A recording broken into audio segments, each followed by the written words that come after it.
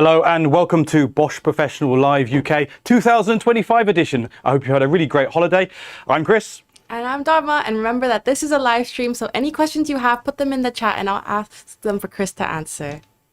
That's right. So Dharma nearly said Chris and Dan, because we're obviously a double act. Unfortunately, Dan's not with us today, but don't worry. I'll try my best to answer as many questions as you give me in regards to hopefully some of the products that we're going to be looking at today, as well as any other burning questions you've had since the last live stream, which has been a little bit of a while because obviously Dan and I decided we needed a little bit of a Christmas break before getting back into it for 2025. So, first live stream of the year. So Dharma, have we got any of our regular viewers maybe? Yes, we have our regular viewers as usual, and also Dan's in the chat. So you see, Dan couldn't be away for too much. He suffers from FOMO and he had to be involved despite the fact that he wasn't in the office today. So glad to have you, Dan. Hopefully you can look after me a little bit because I'm sure I'm going to get a lot of questions in regards to a lot of the new tools that we've got for this year. Hopefully if you watched the live stream, the Christmas special that we did at the beginning of December, we put a little bit of a teaser out there, and I don't tell anyone. I'm sure the higher-ups have noticed that maybe we teased everything that was going to come out at the beginning of 2025, but I'm sure many of you have been anticipating this live stream because we had quite a few products to show on that teaser at the end of that special. Today we're going to have a look at a number of tools coming out from, well, actually they're already out to be honest, and they came out in January, and we've got a really great lineup. We're going to start off with some products I'm sure you're already pretty aware of. We're going to look at some of our new combis and drill drivers. I've got two different models here. Now I'll grab the GSR 18V-65 to start off with.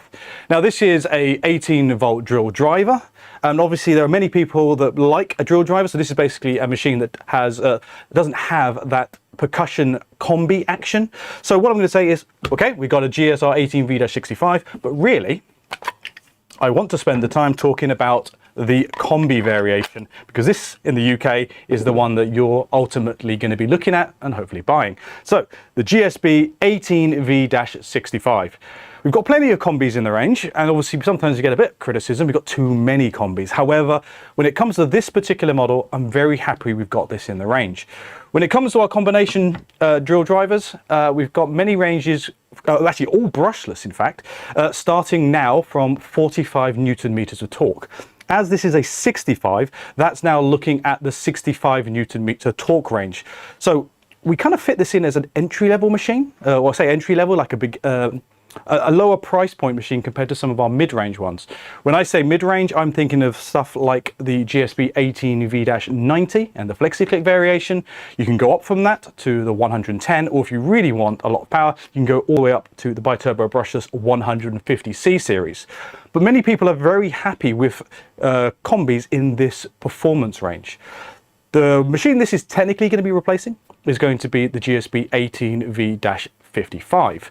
A really great machine. We've had it in the range for many years. A lot of people have purchased that machine. However, it was lacking one simple feature that I think is really important on combis in general, and that is kickback control. For those who aren't aware, this is an electronic sensor-based technology that helps prevent the chances of injury if the machine was to over-rotate or you would lose control. That can happen very easily. You can basically, you're drilling into a bit of wood, you can hit a nail, drill bit catches, and the machine is going to reactive torque out of in this orientation and potentially injure your arm. Could throw you off a ladder, hit yourself in the face. I'm sure you've all seen the videos where that happens. The MEMS sensor inside this tool automatically detects that rotation and will electronically switch off the machine for added safety. It's very quick and very responsive. Now that's something that we've had on the 90, or the 65, and the 90, and the 110, and the 150. We haven't had that electronic safety feature in a model on this kind of price performance model. So again, this is looking at more entry level, so I'm very happy that we've got that safety feature on this type of machine. When it comes to the normal features, I mean, hey, you're probably used to a Bosch Combi by now. You'll have all the usual things you'd expect. You've got your LED on the bottom here. The interface on the control panel here is very straightforward. You can see it's a simple on and off for the kickback control there. So yellow means it's off.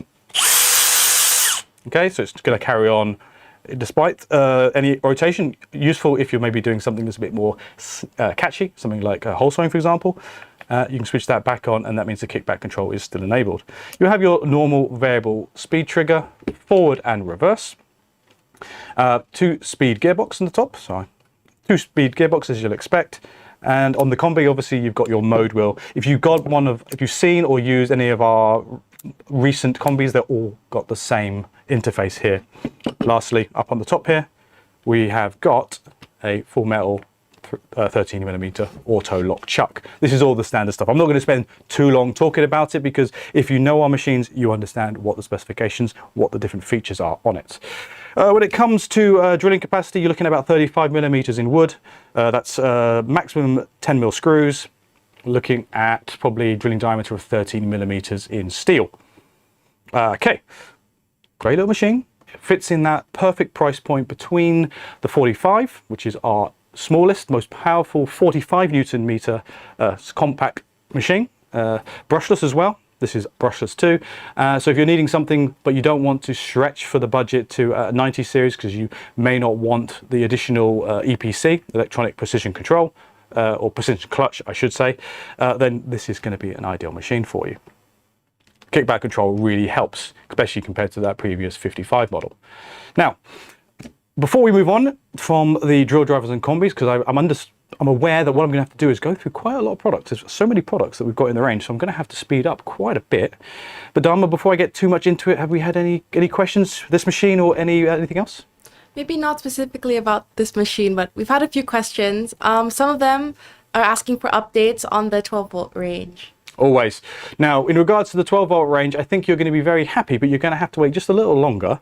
We're looking probably beginning of the second term, so maybe you're looking about the 4th or 5th month. I think you're going to have a really happy surprise in regards to a lot of tools. When you say 12-volt, we have a number of measuring tools I'm going to be presenting today that are running on the 12-volt platform, but I think I can anticipate that you're looking for power tools. Yeah, another question also relates to this. Are there going to be more attachments for flexi-click systems for 12-volt and 18-volt? Not on the roadmap currently. I think there's a lot of scope to add a few of those more exotic, I think I could use the word exotic, different types of attachments, because as you can imagine, if the flexi-click system is essentially just running like a drivetrain, you could engineer a whole bunch of different heads. I haven't seen anything yet. Danny and I are actually going to be back in Leinfelden in Germany in the next few months, and then we'll have a good chance then to have a little chat with some of the engineers to either give some feedback, or maybe we can get some insights on what might be coming down the pipeline. There is already, trust me, I'm aware there's some really good stuff coming that I just cannot tell you about just yet, but not in regards to the flexi click system that includes the 12-volt and the 18-volt system. Not yet. Anyway. Okay, question about the drills. Are these two drill drivers the ones offered as a freebie on the Pro 60 this quarter? I would anticipate and probably say probably not. I'll double check that. That's not my specialty. I might get one of the team behind the desk to just have a look and see what combi is on the Pro deals. Typically, I don't think we normally have the brand new products, but I could be proven wrong. So we'll double check that and get back to you. Okay, final question for now is from a new viewer. He says, "Hey guys, first time catching you live. Quick question, what does the G in the model number stand for? I assume it's something German for professional or something. Could not find the answer online." That sounds like too easy. Okay, Gewerblich. Basically, it's the word for professional when it comes in German for our power tools. Probably my pronunciation is terrible, but I don't pretend that I'm very good at it. But yes, essentially the G is the German word for professional. And ironically, we used to have, well, not ironically, we used to also use P for the DIY tools, which I think, if my German's correct, also kind of sounded like professional, but apparently it's a difference between the German word that begins with P as opposed to Gewerblich. But from that, at the moment, the DIY tools no longer really use that naming structure. So yeah. G for professional is the best way of looking at it. And just to remind everyone, because you've got to be aware that obviously in the UK and in Europe, we're perfectly aware that there are two different performance classes for our power tool range. Technically, don't tell anyone, there's actually more, but there's the blue and the green products. And obviously, when it talk about any of the tools with the G, Gewerblich, then we're looking at the blue professional power tools for trade and industry. Okay, so Dharma. I think I've spent too long talking about the naming of our products, but welcome to the stream, of course, if you're a new viewer. Hope you're going to enjoy it. Any more questions, Dharma? Not for now. Cool. Okay, right. Well, again, really great to have in the range, but I don't want to spend too long in it because I'm pretty sure everyone watching knows what a combi is. And now that I've explained some of the specs on this, The main take-home point for the GSB 18V-65 is 65 Newton meters of torque, 35 millimeter max drilling diameter in wood, and most importantly, brushless and selectable kickback control. Right. The next machine I want to be looking at is going to be a impact driver. But before I start, I think I'll play a quick little video for it.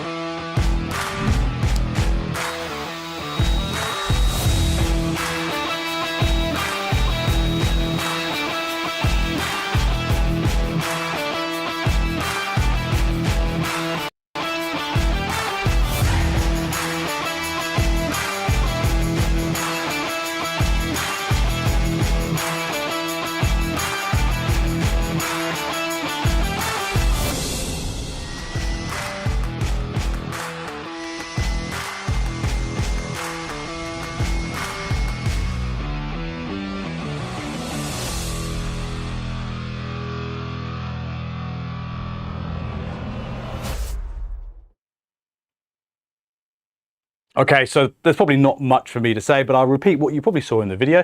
This is the GDR 18V-215. It is a 1/4 inch internal hex impact driver. Again, if you know what an impact driver is, I'm sure you know what I'm talking about here.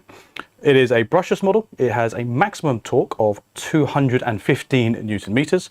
It has 2 speeds with a maximum no-load speed of 3,300 RPM and a maximum BPM with the fastest gear there of 3,800.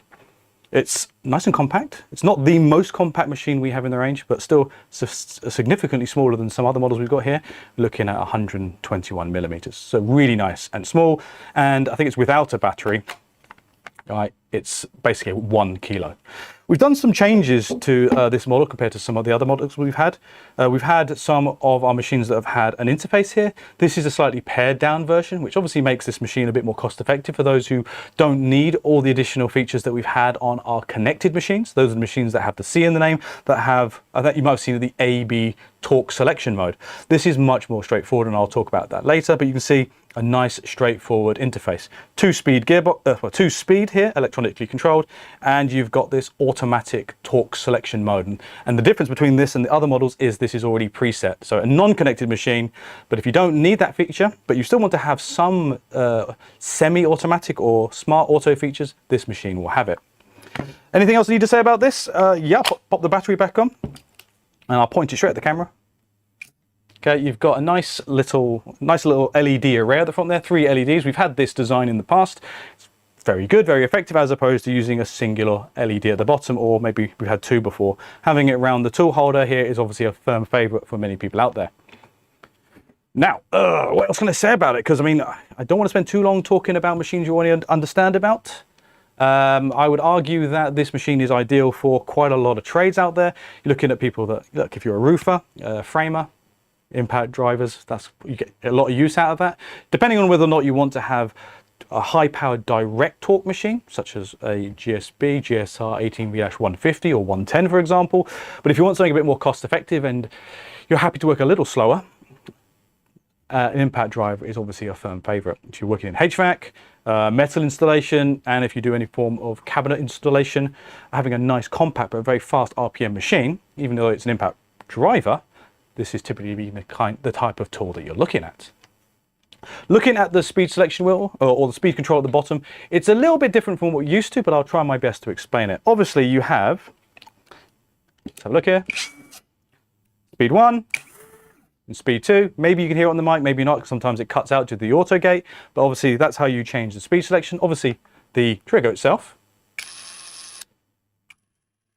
is a very nice, sensitive, variable speed trigger, but you can keep the max RPM to limit those to the 2 different speed settings. I think if I remember correctly, speed 1 limits it to 2,100, and then speed 2 limits it to the maximum of 3,300. Now, looking at this mode setting here, if I cut to the close-up very quickly, you'll see hopefully you can see there is a simple auto selection button here, and it has two little different icons. Hard to see, but essentially it's something that looks like a plank of wood, which is your auto wood driving mode, and then you've got a metal auto driving mode. Essentially what you've got there is a pre-programmed version of the AB torque selection mode that we had on previous machines, such as, off the top of my head, like the GDX 18V-210C and also the 220C. With that one, you were able to connect those devices to your phone, and then you could program them for a number of different fixings. The three main fixings we had were metal bolts, self-tapping screws for metal, and wood drilling as well. So with this one, you're typically looking, we've predetermined or pre-programmed these to do screws into wood and to do those self-tapping screws. So this does not have a mode for bolt running, for example. But as you can see, if you wanted to run bolt running, then you'll be looking at probably a different machine. Essentially what this does is, in a nutshell, and again, maybe what we'll do is we'll spend a little bit more time talking about these individual tools in a bit more detail as a specific video, but essentially what that does is it governs the amount of turning force or duration, or has, in the case of the wood driving mode, it limits the amount of speed or reduces the amount of speed as soon as the impact mechanism kicks in.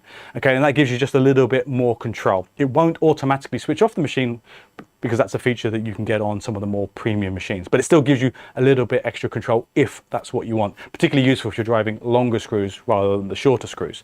When it comes to the metal mode, that works more like an auto stop. So when you're driving your self-tapping screws, it'll allow it to run for a little bit, and then it'll automatically switch off after a certain amount of resistance. The main aim here is to prevent damaging the surfaces and yeah, basically ruining the fixing. Okay, so auto stop for metal, auto slow down for wood. No need to have a connectivity module, all pre-programmed into the tool itself. You just need to select a different mode. Moving on, I guess, we'll look at another machine. We're going to have a look at a number of impact wrenches and impact drivers. So impact driver, we'll go to the next one. Okay, we're looking at the GDS 18V-350. As you can imagine from the name, it's slightly different. GDS means it is running the half-inch socket. 350 means that's 350 Newton meters of torque. Breakaway torque is 560 Newton meters. It is a brushless machine. And as you can see, similar to the GDR, you can see there's a trend happening. We're producing more and more compact but powerful machines.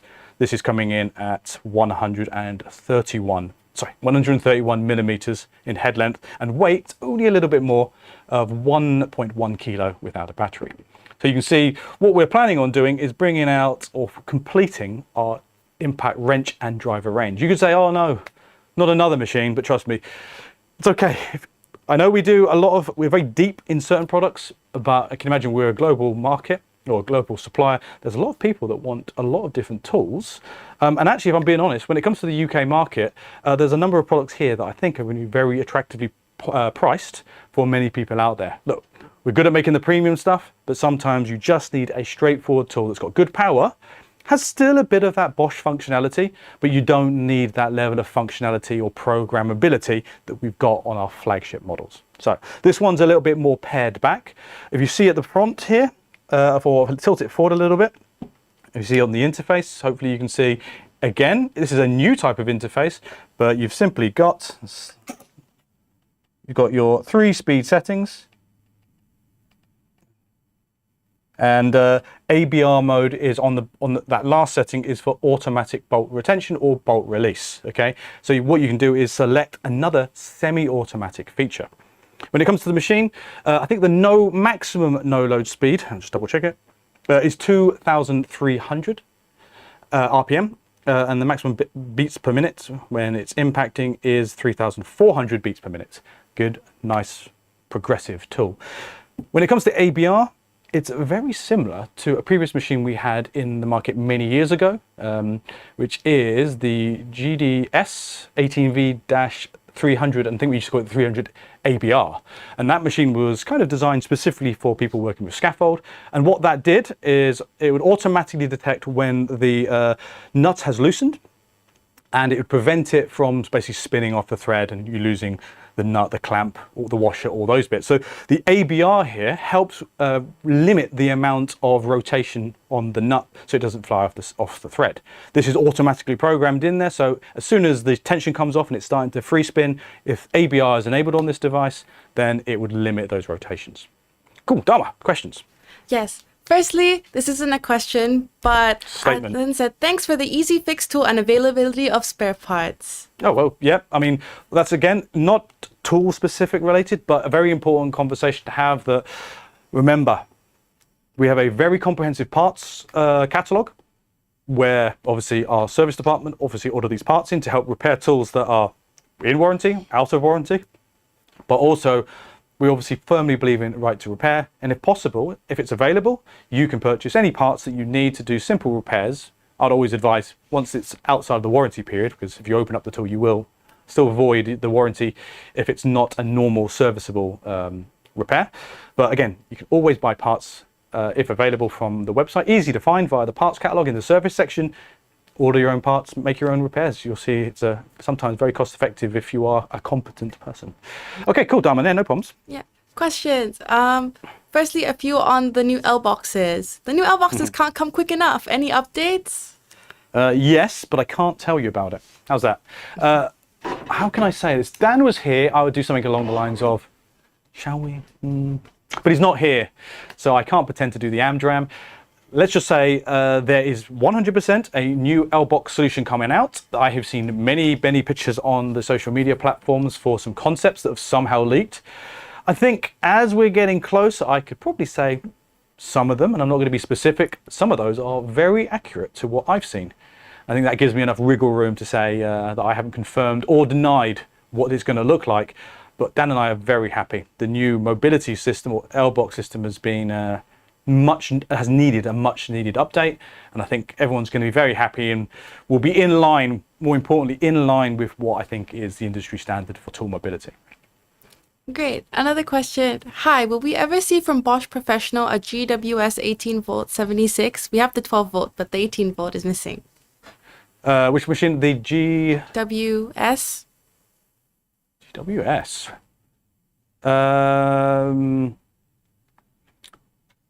No, I don't think we're going to get an 18 volt 76 millimeter one. I think probably the reason why you're wanting that is because it's to do with the battery platform. You want to obviously maintain a nice small grinder, but you want to run your normal 18 volt batteries. Because obviously Danny and I in the workshop will go, why don't you just use the 12 volt one? But we're spoiled. We've got every tool in the world here. So I understand your question. It would be nice, I agree, it would be nice to have a smaller 18 volt little cutoff grinder. Not yet. There is something coming in circular saws, so wood cutting saws, that is very similar to the 12 volt one, which is now going to be running on the 18 volt battery platform. That's going to be due any time now, actually. It would be nice to see the same concept for that circ saw, now running a nicer, smaller, compact saw running on an 18 volt battery, but for a grinding or cut-off tool. So I see the logic. I absolutely agree with you. I'll put the case forward when I'm in Germany later on this year. Okay, final question for now. Back to the boxes. Will the old boxes fit the new system? I believe so. I think I've seen potentially the rumor that it is going to be Sortimo click compatible. I think it would be remiss for us not to do that. But again, I've not seen it. I haven't even seen the concept pictures that a lot of people have seen out there. But I have been reassured by many people that if a new system does come out, when, that it should be stackable. Cool. Okay, I think that's all the questions for now, so I'll keep going. Again, remember, yes, we're looking at new products from the T, but feel free to ask me any questions you've come along. It's been quite a while since the last live stream. I'm sure we've got quite a lot of questions. I'll try my best to answer them. I don't mind repeating myself either, because I'm sure every time we have new people join the live streams, every time we do a live stream, we've always got more and more new people. So very, very welcome to those. Feel free to ask the questions. And actually, I'm sure, let's have a look here in the chat. Yeah, you're going to have quite a few people probably in the chat that are happy to even answer the questions themselves, because we've got a really good, hardcore, loyal fans out there. I think Dan, yeah, Dan's even involved. What's he saying there? Is he speaking about me? Oh yeah, he's talking about the Americans. Yeah, we don't get to speak to the US trainers that often, but when we do, it's a real good laugh.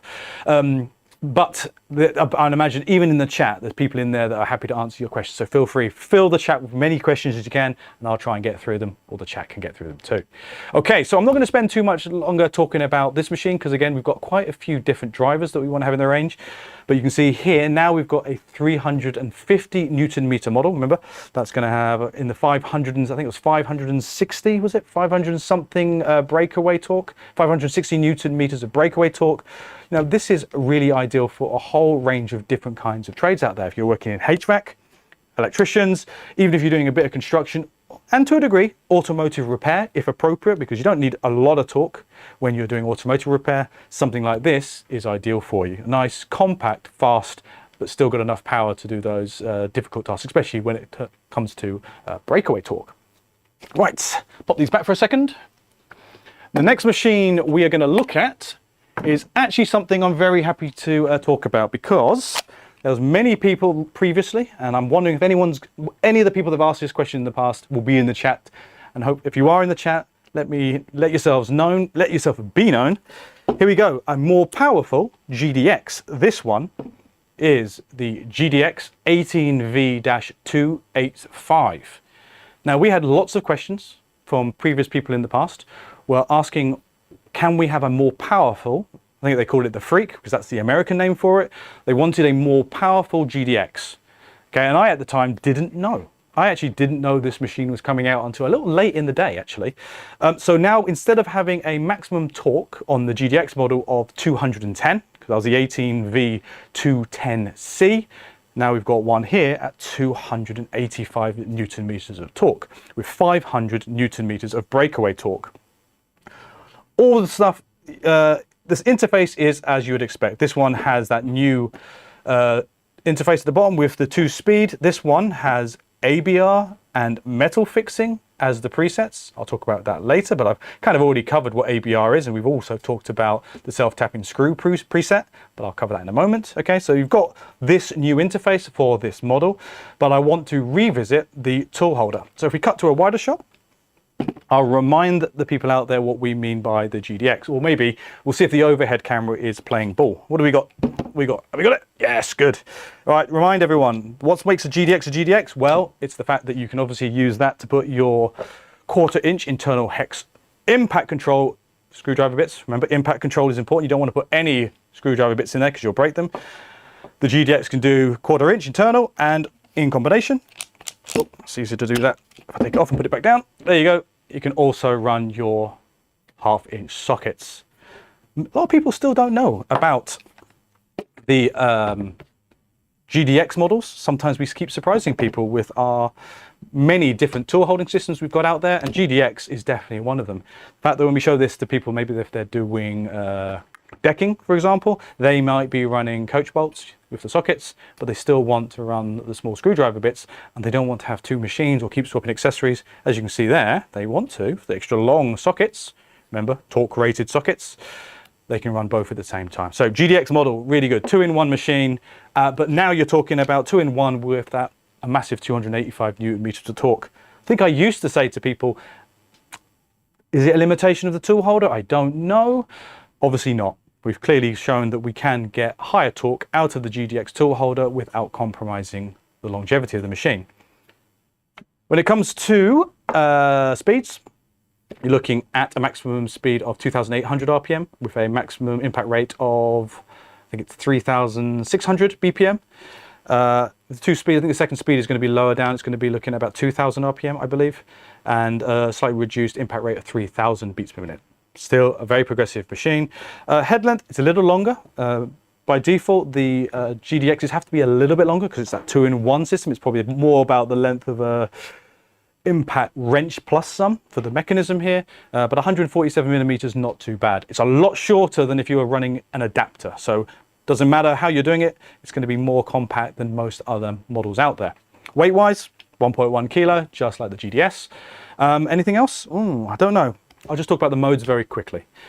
Remember, ABR mode on this particular machine, we had ABR.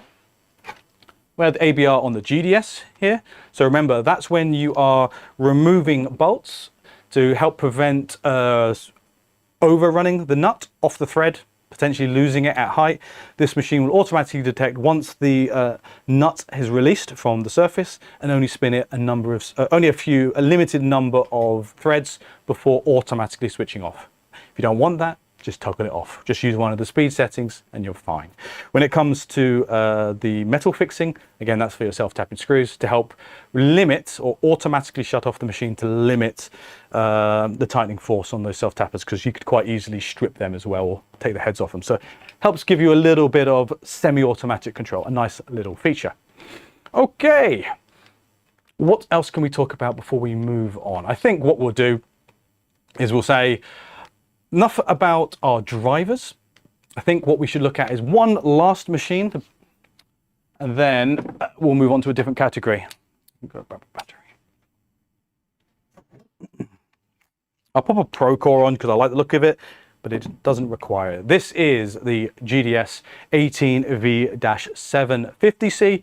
I'm pretty sure even those in the chat now have seen enough tools and know how our lingo works. They can probably work out what this machine is. We're looking at a impact wrench, 1/2-inch socket running 750 maximum torque with a breakaway torque of 1000 Newton meters. This is more traditional. So if I pop it forward a little bit, you'll see the interface. That's something that you might have seen with previous models. This is got the standard interface that we've had for many years. You have your 3 speed settings. Speed 1, 800 RPM, 1500 RPM, and then finally at speed 3, you're looking at 2400 RPM up to a maximum impact rate of 3000 beats per minute. This tool holder, or the machine, is designed for M12 up to M22. Okay, weight-wise, I think it's about 1.7 kilos without a battery. So yeah, a lot of the weight's at the top here. It's a good, powerful machine, but it's not excessively heavy. This machine has that AB torque mode, okay? This uses I think this is going to use the Pro 360 app. I'll just double check that in a minute. Just like how we use the Toolbox app to program different modes in the AB settings, we're slowly migrating a lot of the connectivity features from the Toolbox app into the Pro 360 app. And this is going to be the first machine to use the new interface. This allows you to make a number of programmable settings for all 3 types of, not all 3, I think it's 2 different types of material. It's going to be your metal bolts, both forward and reverse, shut off after time and ABR, as well as the ability to run much longer screws, and you can do things like automatic shut off. The difference between this machine and the previous, the previous 3 that we looked at, because this is a connected machine, okay, whether it's a 750C, you can customize those modes to whatever you require. It's easily done. It's just by finding the different settings and using a slider to fine tune what setting or the duration or the limitation or whatever setting, depending on what you're doing, forward and reverse tightening and loosening application. So if you know any of the machines previously, like the 210 and the 220 series of impact drivers and GDXs, you'll already know what we're talking about. If not, feel free to watch one of our previous live streams where we talked about the, I think it was our impact drivers and wrenches. And that was back when this AB torque setting was just coming out. So we had to spend a long time, maybe about an hour talking about that. So feel free to have a look at that. Otherwise, I'm sure we're going to release a video going into more detail on all these different features. Really great feature set. Okay, so before I go on to any other machines, I think it's worth noting that I've only got one example here, but we will do a live stream where we'll show the entire range. Important to note that in conjunction with the release of these new 2nd generation impact wrenches, drivers, and GDXs, we also got a whole range of socket sets. This one's not designed for this one. This is just the only example I had on hand, but we've got a whole range of Bosch Pro range impact rated sets. Okay, I think we're going from 3/8. I think these ones are 3/8, 1/2-inch, and 3/4. Okay, so a complete range of torque rated socket sets. If you don't want the sets, I believe we're also selling the majority of those singly as well. So good to know that we have a complete range now. As I said, once we get the whole range, we'll probably do another live stream just talking about those, because it's very important to show you that when it comes to a solution, we try to do the system approach: machines, batteries, accessories, measuring tools, the whole works. Okay. What do we got? Any questions, do you reckon, Dharma? Yeah, just a few questions. Firstly, are there any efforts being made with anti-theft features? You're probably thinking of active solutions. There's a lot of discussions about trying to minimize, reduce, disencourage people from stealing power tools. There are many options out there. I'm vaguely familiar with what some of the competitors are doing. At the moment, our current system of inventory management is the best option that we've got to at least try and record serial information, trying to work with local police forces. I think we've had the Metropolitan Police in before, trying to have a conversation about how we can try and dissuade people, or in this case, it was trying to get tools back to people. So if the police recover power tools, obviously if you are using the Pro 360 app to register the products, there might be something in the future where, again, as long as you allow us due to the GDPR compliance, if there's a way to allow other people, such as the police, to access this database information, it might be possible for tools that are recovered to be returned to people that have had their tools stolen, because we'll have a database. You'll be able to, hopefully, maybe you could mark it in the app that this tool has been stolen and you want that, you'd like it returned if it is recovered, right? Some way of doing that. When you're talking about active solutions of reducing tool theft, then you're really looking at trying to fit a GPS module in here, or a way of disabling the tool if it's stolen. But these things are either quite complicated, they can be overcome sometimes, or they don't act as a sufficient deterrent. But trust me, the conversation is really complex. There isn't a quick and easy solution out there currently. But it is a priority to try and work out if we, as a technological company, can find some kind of solution. A lot of people, when we came out with the original Bluetooth machines, connected machines, and we had a Track My Tool functionality, but there was a misunderstanding, because that was more an inventory management system which worked on low power Bluetooth rather than a geofencing system that would notify you if tools are missing. At best, you could walk up to the back of your van and scan and see what was in range, but it didn't work. It wouldn't prevent anyone stealing it, because it only worked when you looked at it. So yeah, I understand. I understand it's a real pet peeve, especially here in the UK. We've got a lot of international people viewing. We've got a real bad spate of van thefts and power tool thefts here in the UK, and it's causing us all a lot of stress. So yeah, it's been heard. I know the central people are looking at it for sure. If and when we find a solution or something that we can offer, trust me, we'll be shouting about it, because everyone is trying to solve this problem from a power tools perspective. Okay, another question is, how many tool releases will there be this year? Lots. I think I made the hint last year. You thought last year was quite a lot, when we had oh God, how long did we do the last one? Was it 3 hours? It was like 2 hours 40 that we did for the end of year December live stream. I was having to wrap to get through the products. We even skipped a few. We couldn't go through all of them. We've got so many tools. This year's even worse. I think what we're going to have to do, and I spoke to the team already, we might have to do everything in part B and part one and part two, because we just simply can't get that many products in a single live stream. I'm how many products in? 4, 5? I've got a lot more left. Yeah, okay. We're 6th product in. I better hurry up, basically, because there's so many tools. So to answer your question, there are a lot of tools coming out this year. In fact, more than last year by quite a number. That's ignoring accessories as well, because there's a lot of accessories coming out, which we never include in the grand scheme of things. We're going to have a look at one new accessory technology today, but it's also not including measuring tools. Don't forget the lawn and garden tools, right? There are so many different products that we're bringing into the market, as well as, can I say this? We've got entire new categories of power tools coming out. And don't forget hand tools. We've got hand tools too. So there's a lot coming out. I'm going to be a very, very busy, me and Dan, or Dan and I, are going to be very busy this year. Any other questions, Dharma?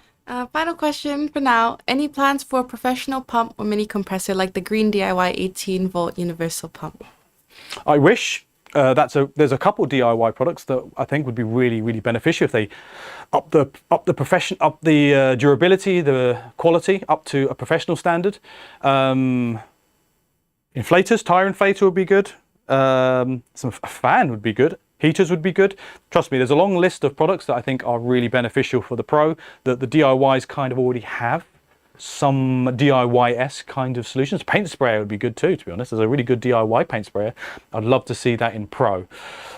On the topic of paint sprayers, look, we don't make one yet, but don't forget we have got a partnership, a battery partnership, the AmpShare Alliance with Wagner, and obviously they make really good DIY, but also professional paint sprayers. So in the meantime, until we actually make one ourselves, there are a number of partner products running on the 18-volt battery too. So that's a good like intermediate, but you are right. There are some tools that would be great in the professional range. Right, Dharma, shall I move on? Okay, cool. Now, this one I don't actually have the product, but don't worry. I'll explain the difference. This is, just pretend that this has a slightly different sticker. Okay, we're looking at a GNB 18V-40. Now this is the 38, but I'll explain to you what the difference is with the 40 model and what it's designed for. Those who aren't aware, this is a concrete nailer. So this is designed to run a number of different types of nails to fix into concrete. Either you're doing metal to concrete, or you might be doing wood to concrete, okay, depending on the different nails that we've got. You might be doing metal to metal actually as well, I should point out, using the black nails. This product, there's a slight change or an additional accessory that will come in the GNB 18V-40. Let me dismantle this very quickly for you. Okay, so you will be getting in that execution for the GNB 18V-40 a new nose cone. Okay, this is, I think if I remember correctly, I think we refer to this as an E-nose as opposed to the standard nose. So that's the E-nose. I'll show you that compared to the standard nose. Okay, so it's slightly different. You can see this has got a much wider tip, and this is much more narrow. The new E-nose is the relevant thing that changes the execution. We've changed the name of the machine because actually with the release of this machine, we also released a longer set of concrete nails. So we're now able to run up to 40 millimeters, so a little bit longer length. So we decided with the new nails coming out, the new machine coming out, we'd give this a slightly different name. Although, let's be honest here, it is the same machine, just with a different nose here, which you can buy as an optional accessory. So we're not leaving anyone out to dry if you have the current 38 model. Now, why have we got a new nose? It's to enable you to use a whole range of electrical fixing elements. This is really what I want to talk about. Obviously, the nailer is a really great product that you should check out the video which we talk about. It's a much more efficient way of working in concrete as opposed to drilling and doweling, as you can imagine. When we're talking about fixings in general, if you're doing it the traditional method using, say, a hammer drill, you're probably going to use a hammer drill. You're probably going to use some way of cleaning out the hole. So you need an extractor, you have to worry about the dust as well that you're producing, you probably need a hammer, and then you'll need some kind of driver like a GSR or a combi to then fit the fixing. With a concrete nailer, it's a lot quicker, it's virtually dust free because you're not drilling holes out, you're just driving the nails in, so a much quicker and cleaner mechanism, much more efficient. Let's look at some of these elements. So the first one I want to show you is this thing here. Let me move the nailer to one side for the time being. Right, let's go to the overhead. I think, let's see if it's going to play ball today. What do you reckon? Yes, cool. Okay, so what we've got here is, they've got fancy names. This is part of the new Bosch Pro range. This is what we call an EPC, and we've got a range of different diameters from 16, 20, 25, 32, and 40 millimeter. Okay, this is an electrical plastic clip, and this is for clipping on, well, basically plastic pipes, essentially, which you can run cabling in. Now, if I cut to the wide angle, sorry Ollie, cut to the wide angle very quickly, there's a number of reasons why, if I use this as an example, why the nose piece is slightly different. We wanted to make the attachment and fitting of these bits much safer to use for the user. We wanted to avoid going anywhere near the nose cone, depressing the nose when applying the fixing to it, in case there's an accidental firing of the nail. So the idea would be, you could do it this way if you want. Okay, so you're not putting your finger in the way. say that with such confidence. I'll do it that way.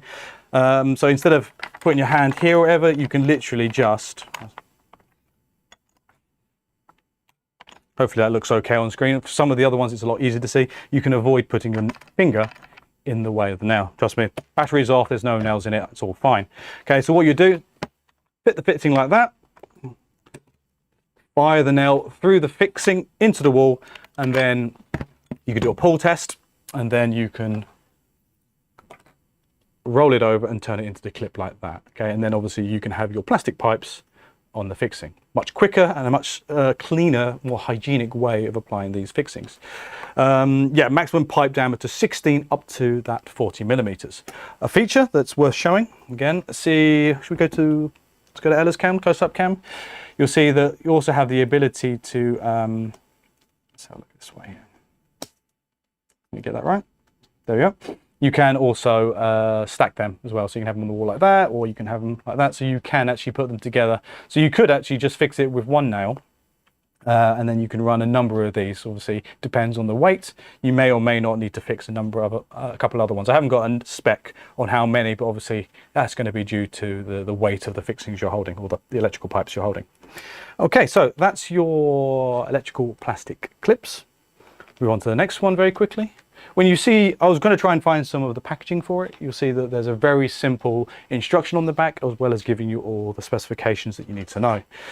Next one we got here is the Pro EPB. Okay, this comes as the 8 model or the 16. The 16 is this, but double-sided, so essentially it's looking a bit more like that with a single mounting point. Okay, and that allows you to hold cables up against the wall. These have got a slight amount of spring to them. So the 8 is designed to fit 8 cables, the standard cable size, and obviously the 16 is double. Oh, up higher? Or you want to go overhead? Yeah, sorry, overhead. Let's do that. Yep, you can see here a little bit of spring here. Okay, and obviously this model is designed to run 8 standard cables, and you'd imagine that the 16 looks a bit similar to that, and then obviously you've got the other side here. So this is the electrical plastic bow. We try and make the naming structure nice and easy to understand, okay? So Pro EPB 8 and 16. As you can imagine. Okay, fire it onto the wall, do a pull test, and that's that fitted again, keeping your hand well away from the firing line. God, mate, this is exciting stuff, lads. I'm sure we should have been inundated in questions. Right, important to note, we've got these ones as well. This is the Pro EPH 20, and also we do a 40 model. I'll put it on the overhead camera very quickly. Okay, we call this a electrical plastic hanger. Okay, you can imagine what happens is this part here is removed. Okay, here it is. You would affix that to the front of the machine. You can also see you can run it with a nail, or you can run it with screws, depending if you want to do the traditional method of fitting. Okay, that's fitted on, and then that section will slide into this bit here, and then that's that bit there, or here. Okay, and then you can then hang. Wait a second here. Okay, and then you can clip it all together and then hang your cables here. The 20 is designed for 20 cables. The 40 model is bigger, larger than this one, and that's designed for 40 cables. Okay. Yep, we got some questions coming, but let me just. Was it about this particular one, do you reckon? Okay, let's cover that. So, what have we got, Dharma? Will spacers be available as an extra accessory for the new clips? Spacers, did you say? Yeah. I don't know if you mean by spacers. We're going to do these little washers that I'm going to cover in a minute. Clarify exactly what you mean by spacers, and I'll come back to that one. Could be not quite sure of the answer yet. I'll keep going very quickly because there's a few other ones. We've got this one now, which is again Pro range. These are EPTs. Okay, you've got 2 different models. I think this one is the smaller of the 2. It's the length of it. This is the 1632. What is it? Well, it's kind of like a cable tie, isn't it? Yeah, it's kind of like a cable tie, which is wall mounted via the nail as well. And then we've got a longer one, which is 32-63. Again, that's the length of the cable tie. If you have your own cable ties, we also do this one, which is the ETP B. I'll show you on the overhead camera very quickly. You'll see the EPB. Okay, and this is like a blank, so you can use your own cable ties and fit them through there if the ones that we've got are not the right diameter for you. So again, extra flexibility for you. Last couple bits of electrical fixings, and then we'll see if you've got any questions. I've got a washer here. Okay, this will need the overhead camera for sure. Okay, this is good if you're using membrane or something like that, and you don't, obviously if you're trying to put nails through membrane, it's not going to have much holding force, so you might need to use a washer as opposed to, I don't know, bottle caps. I don't know what you guys use, washers? Nice little plastic, we call it a plastic or fixed fastening plastic washer to help a little bit with membrane fitting. And then lastly, we've got the Pro, now different name, FMS 19. Okay, and this is a fastening metal strap, and that's why it's not an FP, it's an FM, because now we're looking at metal. So if you are an electrician or you run cabling, you know what you use this for. You can cut that down to length, fit a couple of nails through it, or fit a nail in it, wrap it round, put another nail through it, and fix that to the wall. I think Dan and I did a video over in Leinfeld a little while ago going through all of these fixings. So I'm sure if that isn't already live, you can have a look at that. You can see you can see each one of these fixings used in an example demo, just so you get a better idea. Let me anticipate a question quickly. What about fire rated fittings? Trust me, we are going to have a range of metal electrical elements, specifically that are obviously going to be designed to meet those fire regs. That's why if you get the GNB 18V-40 model with obviously the E-nose, but you also still get the standard nose, and the reason is you'll also get this little thing. Overhead camera very quickly. Don't throw this away. Don't forget it. Make sure you get it out of the box, okay? This is a small little magnet which will fit over the standard, hold on, that way. It'll fit over the standard nose cone, okay? And that will allow you to also hold the magnet fittings when we release them, well, hold it in place, ready for you to apply it to the wall. So don't throw that, make sure you don't get rid of that, especially if you are in the future going to want to be running our metal fixings. And I think they should be coming out, fingers crossed, hopefully before the end of the year. Right. Any questions, Dharma? Yeah. In regards to the last question, he said, what I mean is, say the pipes are wide apart, will a plastic module be available to support it? If the pipes are, oh, I know what you mean. Yeah. If you have these separate, a certain distance apart, my understanding is not yet. These are all the elements that we've got. You would have to use two separate elements if they're further apart than that, for example. So no spacer, but these aren't too expensive. Don't be too frugal with them, or find an alternative method. Got quite a few different things that we can use here, but to answer your question, no spacers yet, sorry. Next, can the nailer be used in brickwork? Yeah, you bear in mind, you might need to double check whether or not it's, because you don't want to run the risk of it blowing out the bricks. Obviously it is designed for much harder material. Possibly. It'll be down to the individual circumstances of the application. Always conduct a pull test to make sure that it's fine, because there's a good chance that if it hasn't fixed properly, especially in softer material like brick, it won't hold. I think what we would say typically is it's not recommended, but it is possible. Okay. Final question about the nailer. When can I buy the new nose for the nailer? Can I just buy the new nose to fit my current concrete nailer? Yeah, you should be able to. I'm just going to double check the part number. I have to read this one off because I don't know off the top of my head. You should be able to order the E-nose. The part number is going to be 1600, A for Alpha, 03, 42, E for Echo. I think you can find that on the parts diagram. That should be the part number.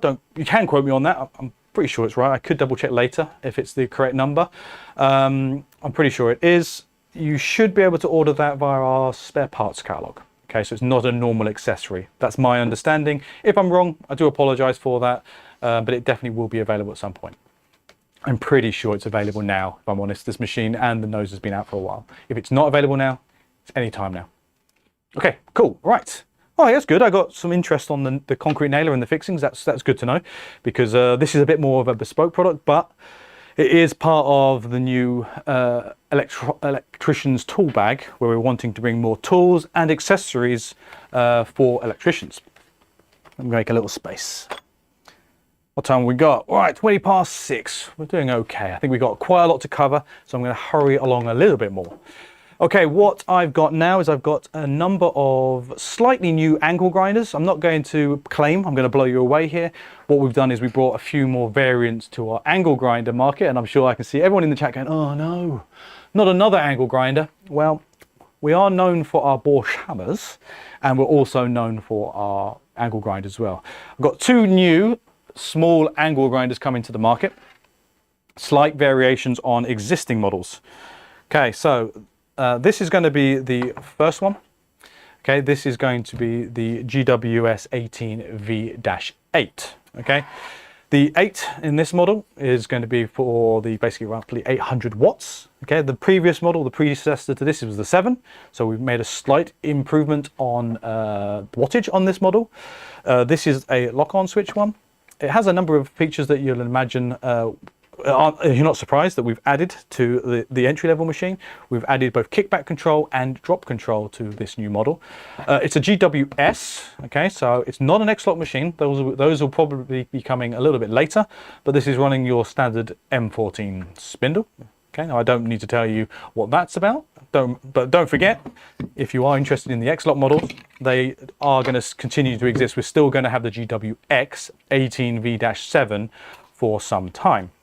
Okay, this is available, I believe, in the UK in 115 and 125. Okay, it will come supplied with a reinforced plastic cutting guard. Okay, so by law now, all manufacturers should be supplying angle grinders with both a grinding guard as well as a cutting guard. And for this model, that's the type of guard you'd be receiving. When it comes to the machine itself, you're looking at, this is a side switch model. Okay, it's 1100 RPM. So very powerful and, or very fast, sorry, as you'd expect from our models. And this is a brushless model. Again, this is all stuff that you'd expect from us. The previous models, the 7, was also brushless. What we've got here is a slimmer grip model, so it's a little bit slimmer compared to the 7, so a little bit more comfortable. I mean, to be honest, I think we already make very ergonomic, very comfortable grinders. So it's already got a nice slim grip.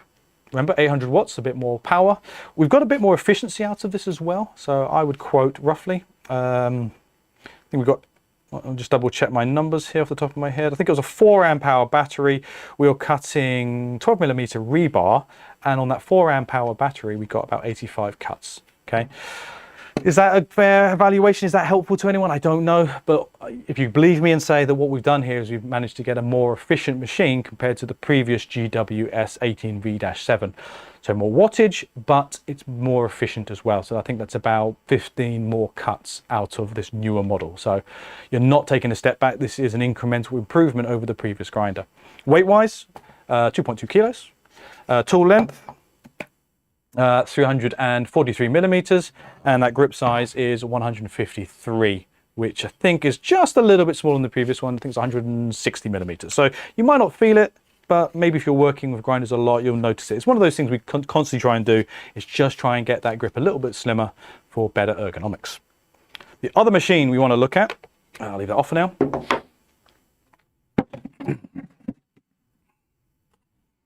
is this machine here.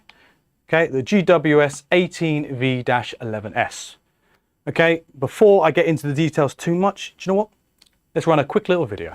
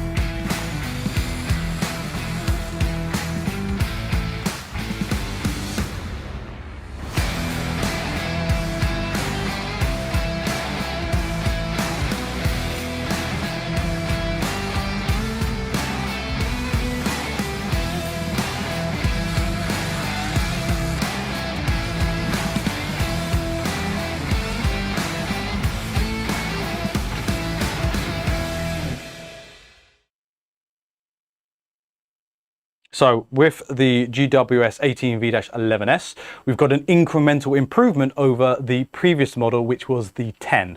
There were quite a few different models in the 10 model. We had the 10P, we probably had the SC, and probably the PSC as well in the UK. What we got here is a more powerful machine. The 10 was 1000 watts. This is going to be 1100 watts of corded equivalent power or performance. This is an S model. So like the other S models we've had, this is speed control. So you've got variable speed from 3000 to 9000 RPM. I'm not 100% sure if we do I'll double check this, but I think we do 115 and 125, but don't quote me on that. We definitely do 125 in this model in the UK. Spindle, hey, it's a GWS, so you've got your 14 or your M14 spindle here. When it comes to weight, it's not bad, 2.4 kilos. And then it's the same thing again, a nice slim grip. Okay, compared just like the previous models. Got here a slimmer grip on this machine to make it more comfortable. I think we're 155 millimeters as opposed to, I think it's 162 millimeters on the GWS 18V-10s. Okay, so a little bit smaller, still powerful, and actually just like the previous model there, the GWS 18V-8, this machine is more efficient with that power. Brushless motor, more powerful, but more cuts per charge compared to the 10 model. Okay, so it's all win-win. The machine also features, oh actually, did I show the speed control just to show you on the close-up? Sorry, before I jump on too far. We made it simpler on this machine by just having a nice variable speed wheel on the back here, as opposed to what we used to have was a control panel on the top there. So we've simplified it a little bit, made the machine a bit more cost effective. You know, you're getting a more for your money with this machine. When it comes to safety features, we have not skimped. It still has restart protection, so it will not start up. Okay, it has kickback control, and obviously, okay, it has your drop control as well. Okay, safety features, power, compact, light. I don't think there's anything to miss out on here. And as you can imagine, just like the other model, it comes with a plastic reinforced cutting guard as per legislation or as per reg. So you don't have to worry about having to buy an additional cutting guard to make sure that you are conforming to all the health and safety regulations, especially here in the UK. But if I'm sure it's mostly a European wide, or if not, I'm pretty sure it's mostly a global norm now, that if a grinder can cut, then it should come with the appropriate protection and cutting guard. Now there is going to be another model coming out soon to complement the GWS 18V-15 series, which is obviously our bi-turbo flagship grinders. That will come a little bit later, and I think that'll be a bit more cost effective. So if you are in the market for a bi-turbo brushless 1500 watt corded equivalent 18 volt angle grinder, if the current one is maybe too high spec for you, then at least there's going to be a bit more of an affordable but more fundamental but still powerful small 125 millimeter bi-turbo brushless angle grinder coming out in the market. Right, okay, so angle grinders done, probably about halfway through. I'm going to do a little quick introduction to a nice cost-effective jigsaw. This one is the GST 18V-95B. B for bow handle, 95 for maximum cutting depth in wood of 95 millimeters. This is a brushless model. It gives you a maximum RPM of, or strokes per minute I should say, of 3,300. Okay, stroke length is 20 millimeters. Right, enough at the specs. It's a I'm not going to say rudimentary, it is a cost-effective jigsaw. If you just want a machine that is going to get the job done, you don't necessarily need any of the functionality that you'd get with some more of our more premium machines, such as the GST 18V-155. Cracking machine, but not everyone's going to need that level of performance. This is going to be really good for many people out there, and we want to make sure that we have a range of products that fits all our different users. This has, if I just show you very quickly, you'll have your lock-on switch here. You've got your variable speed. Let me put a battery on it. You got your variable speed trigger here. The tool holder is accessory free, so this is an SCS tool holder that obviously accepts the T-shank. Don't forget, T-shank, it's Bosch invention 2000. The speed controller is on the front here, so just pan up a little bit for me. Okay, you've got a very straightforward, very easy to reach speed controller here, so you can limit the stroke rate up to that 3,300 RPM, as well as the variable speed trigger. So you've got the best of both worlds here. Essentially, I would argue, if you were doing correct naming structure, this should technically be a BS or SB, because it is a speed control bow handle. But don't tell anyone. Okay, that's we like to be very, very logical here at Bosch, except when we're not. It has a dust blower, has dust extraction here, very straightforward, push fit on the back. It has the ability to adjust the bevel. Just pull this out. Let's take that, there you go. Okay, it's just a little yes, a little screw here to allow you to adjust the bevel, and obviously the actual tool is just held on the housing here.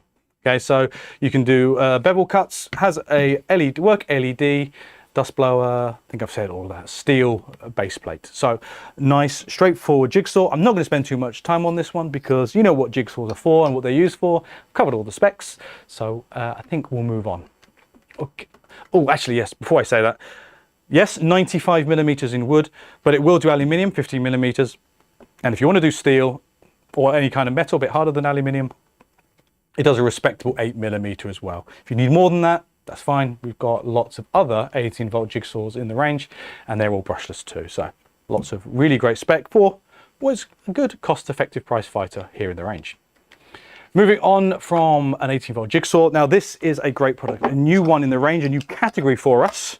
I'm looking forward to doing a video on this one for sure. Let me grab it, make some room on the desk for it. This is something that many people have been asking for. Many people in the chat have been asking for this machine here. Okay, so we're looking at a new concrete saw or cutoff saw. This is the GCS 18V-230. What's it designed for? Well, you can essentially use this to cut into concrete, rebar reinforced concrete, or you can just use this to cut metal, cut rebar, whatever. It is a 18 volt machine, a single 18 volt machine. Okay, it runs on a single 18 volt battery that's is in this housing here. Enough room for a 12 amp hour battery, so you can run the biggest Pro Core battery machine. I would argue, although I don't think we necessarily label this a bi-turbo machine, I don't think there's actually a sticker on this one that says bi-turbo. However, I would thoroughly recommend you run this on a Pro Core battery, 5.5 and above.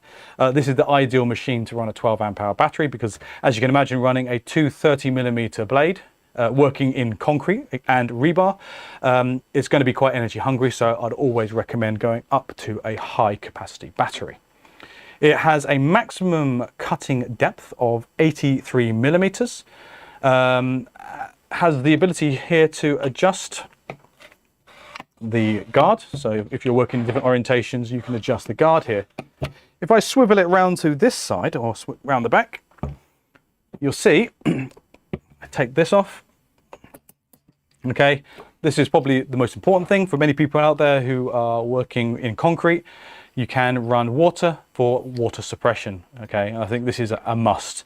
You can argue that it helps the longevity of the blade, but really water suppression is just to keep dust down. When you're cutting into concrete or paving slabs or whatever, you're going to produce a lot of airborne dust.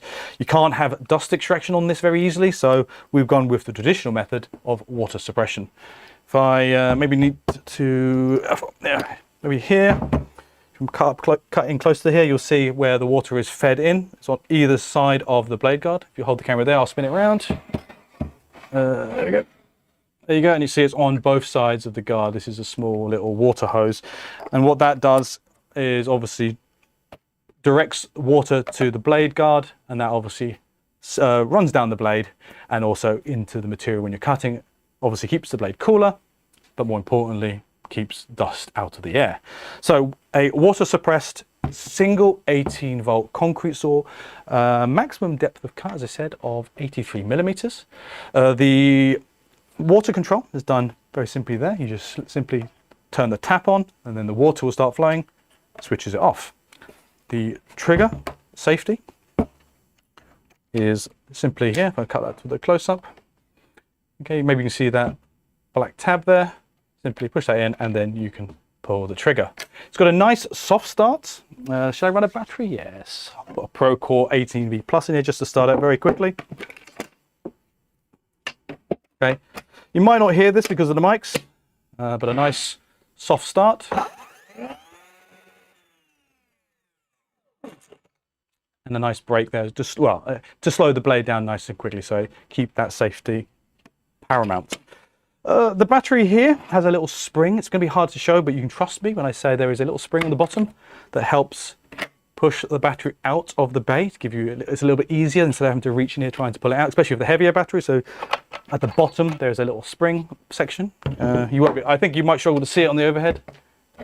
Yeah, somewhere in this dark abyss there's a black little spare. You just about see it there. There's a little bit of a black plastic material with some springs behind it to help push the battery out, making it a little easier to get those batteries out.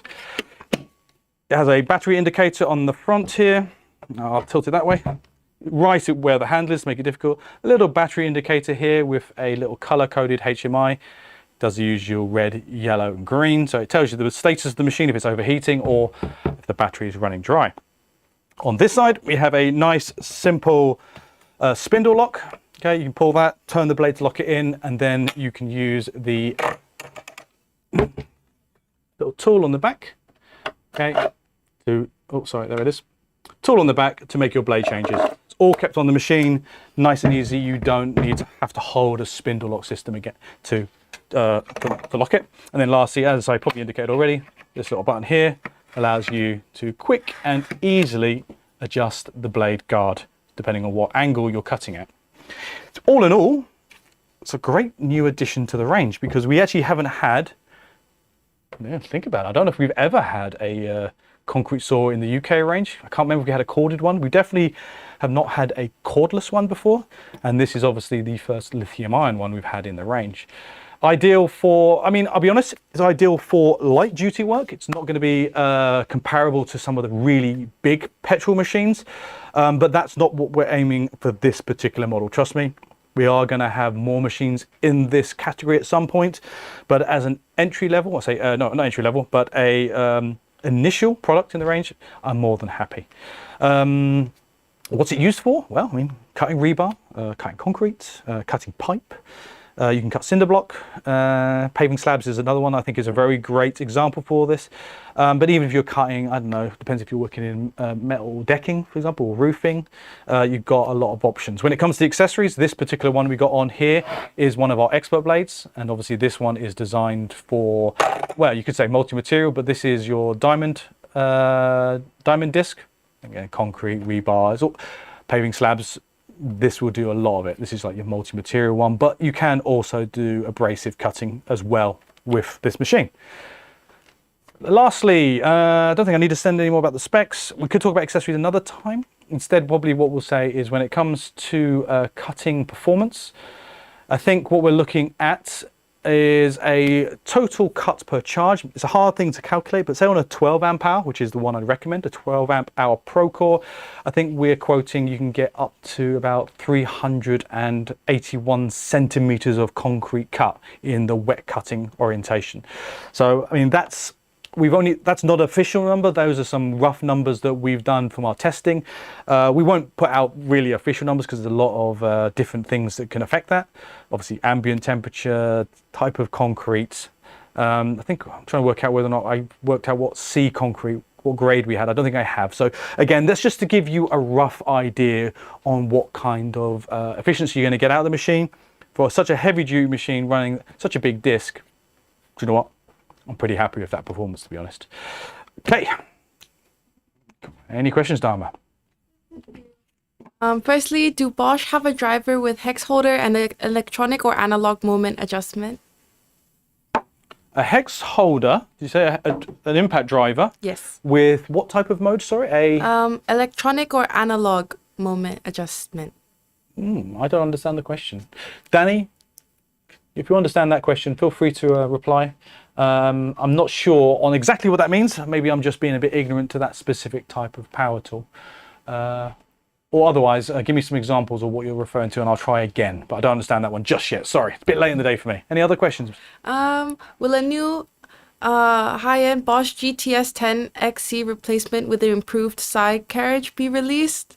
GTS 10. Oh, okay. There is, I think we've spoken about this before in regards to some new versions of our table saws. I know the American market recently had a new table saw, a 10-inch saw. I think it was a rack and pinion one. I'm pretty sure it was a rack and pinion one. There was a lot of questions of whether or not we're going to get some new models in the UK, either corded or cordless. I think I'm okay to say at the moment this year, I haven't seen a new table saw in the range yet. That doesn't mean one's not going to come out, because we've had quite a lot of products that have been sped through development and literally just appeared almost overnight. Actually, we have a big box turn up and it's full of power tools that we weren't suspecting or weren't expecting. But I don't know yet. I don't know yet. So we'll come back to you on that one. Fingers crossed, because actually mains or cordless, I would like to see a new table saw. I'd like it to be rack and pinion. And I would like it potentially to be able to do 100 mil. The current 18 volt one is limited to 70 millimeter. I think getting 100 mil would be really great on a table saw. Okay, final question. Any news on the 5.5 plus battery? So referring to the Procore 18V Plus battery, so these are our tabless cell technology.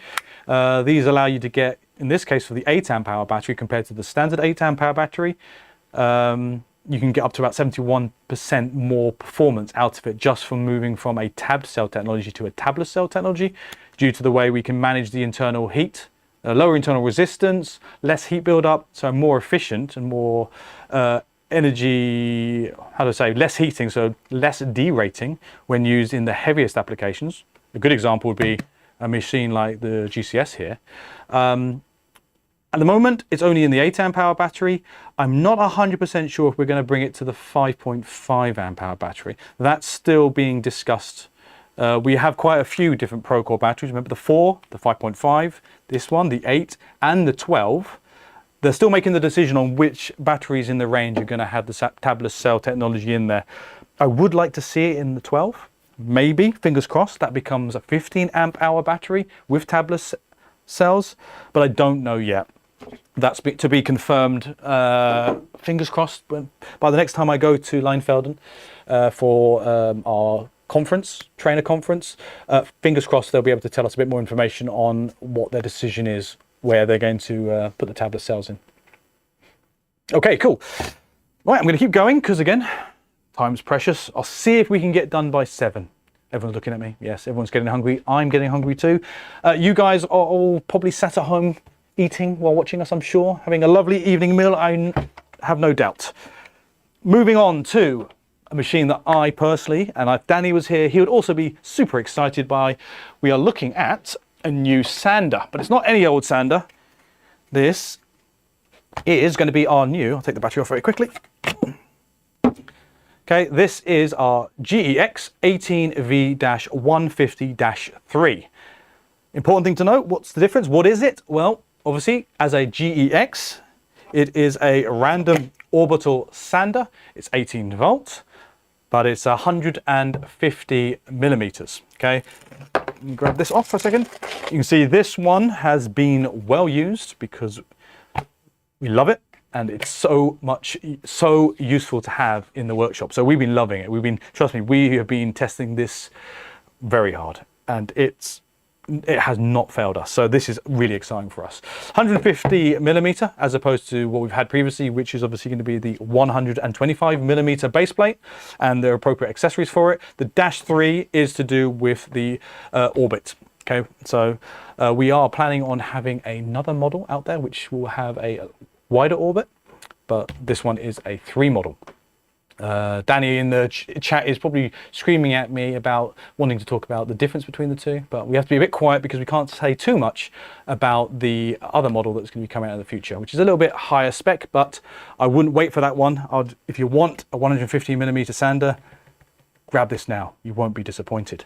When it comes to some of the specifications, it has a newly designed dust box on the side here. All right, I'm going to have to take it off very gently because I have no idea whether or not I've been using it. It's got a little bit, it's okay. Okay, but I want to show this as opposed to, is that okay, can you see that?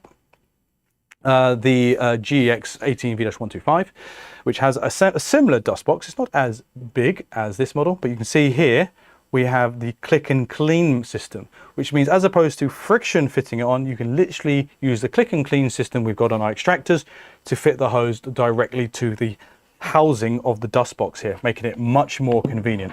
Grab that back on before I make too much mess. The dust box is super efficient, very, very efficient. In fact, I'd almost say you don't need dust extraction sometimes. The motor itself pulls the dust up through the base plate into the machine, into the dust box with surprising efficiency, considering the fact that it's not being drawn in through an active dust extraction system from a gas, for example. We have maintained the same ergonomics that we had from the 125. Again, very similar design, a single, nice, easy to find on and off switch on the top here. Okay, so easy to press with even the biggest gloves. On the front here, we have a speed controller. Okay, so when the LEDs are white, you can see that's moving through the different speed settings. Okay, and when the machine is activated, it will change to a battery indicator. Okay, so now it should be green. Every now and then you'll get I can't remember the timing intervals, but you'll get a momentary change in color. So when you're working, you can see exactly what speed setting you're on, and also the battery level will continuously cycle. So at a glance, you'll always be able to see what mode and what battery life you've got left in the tool. Vibration is super low, which means I think off the top of my head, I think this is pretty much all day sanding, because we're looking at vibrations of 1.9 meters per second squared. Okay, and that's below the threshold, so you could use this quite comfortably all day without running the risk of excessive vibration and obviously the health conditions, white finger and things like that you get associated with hand and vibration. So really comfortable. The fact that it's 150 millimeter means it actually produces, or is very productive when working in material, which it removes a lot of material very quickly. That 3-degree orbit, or 3 millimeter orbit, sorry, really helps reduce or remove the material very quickly as well. So compared to a 125, and not surprisingly, it is very, very fast and very, very productive. I'm very happy to have this as part of the range. When it comes to other accessories, I mean, obviously there are a number of different variations we're going to get that out in the market, but I think pretty much they're all going to come with this guard ring, which obviously helps from hitting or impacting on the edges of material. And we'll have a number of different models that are going to, I think they all come with some sanding paper to get you started anyway. I think we're always going to send that with C470, the yellow wood and paint. We'll have a look at some other sandpapers that we offer. Now, I'm not going to get into too much detail because I could spend all day talking about sanding accessories, sanding solutions. Instead, what I'd like to do, if you give me the time, I'd like to talk about a new type of accessory that coincides with the launch of this machine. Dharma's very excited to talk about accessories because in her day-to-day, she works for the accessories department. So she'll be very happy to talk about, grab a few examples. I'll do this to the close-up camera to start with. We've got a whole range here of our new expert sandpaper. Okay, we call this 0780. Okay, and the code word or the secret name for this, we call it the foil. Okay, or expert foil sanding paper. And I'll spend a very little amount of time.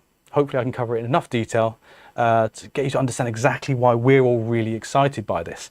However, I think what will probably sell it a little better. What do you reckon, Ollie? Should we just play the video?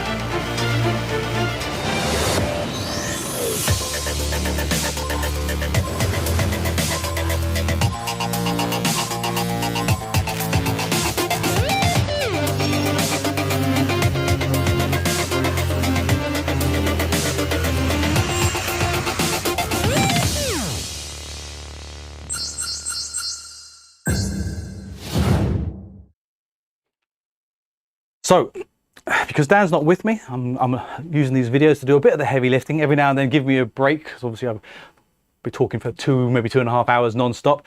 But the video really does show you a lot of the really good case studies for this new technology. How can I sum it up in a nutshell? There are a few things that makes the foil abrasive material or abrasive accessory better. Now, Dharma said, it's not paper. You're right, it's not paper, it's foil backed. And that is very correct. I'm so used to calling things sandpapers, sanders. But it doesn't use sand, okay? So this is now using ceramic technology. So it's not silica based, which is very similar to, well, yes, it is very similar to the Prisma technology that we've got in our abrasive technology for our angle grinders. Danny and I absolutely love Prisma.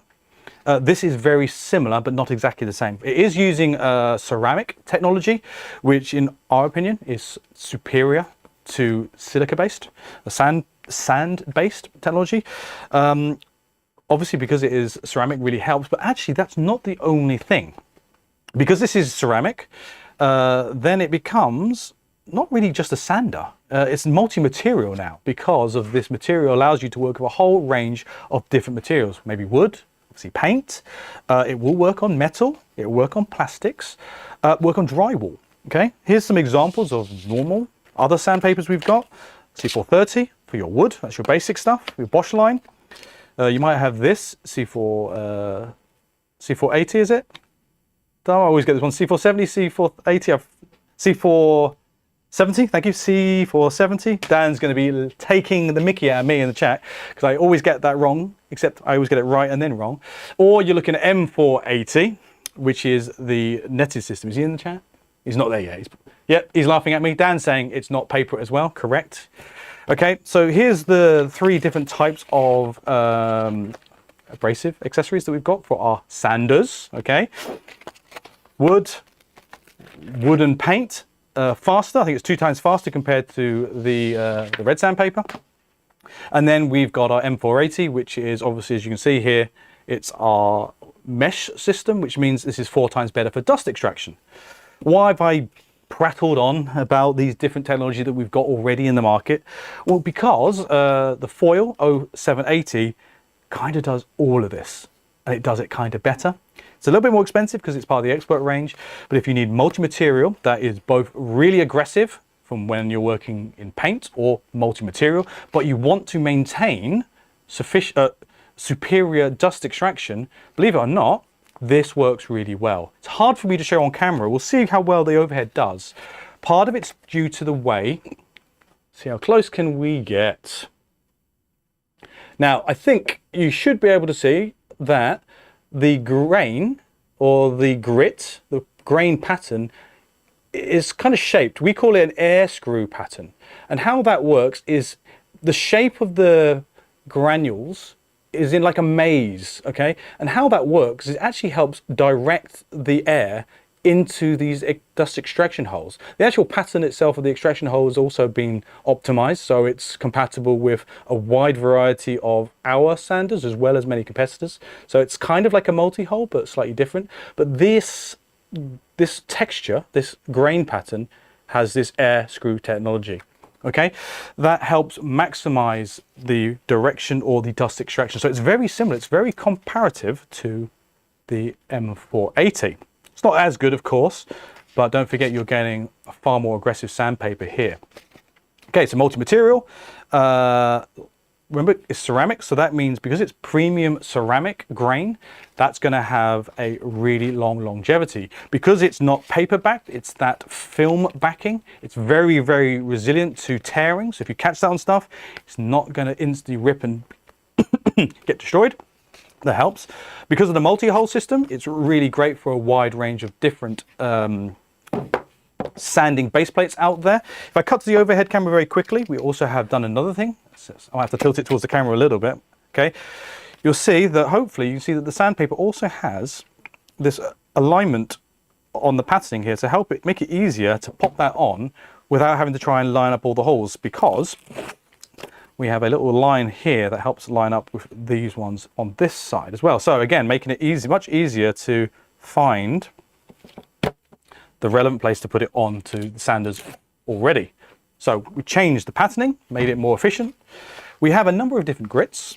What have I got in front of me? I've got some 60 grit, that's 60 grit I showed you before, and the 80 grit, okay, and the 120 grit. Might cut to the overhead very quickly. So maybe even on the 120 grit, you can see that air screw pattern a little bit easier.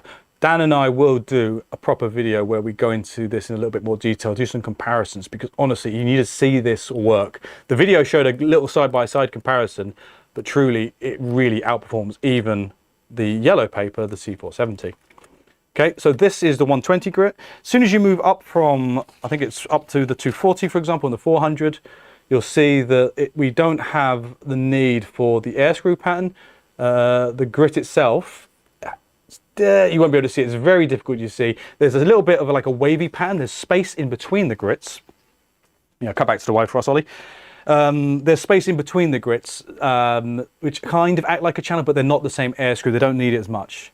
But you can see that what we've done here with the Expert 0470 foil is we used a little bit of our ingenuity and our manufacturing processes to hopefully produce a really interesting and novel solution for this ceramic grain. Okay, it's got a special resin top coating and this foil backing system to make, hopefully, fingers crossed, what you are going to say is an outstanding and probably a class leading abrasive accessory for multi-material.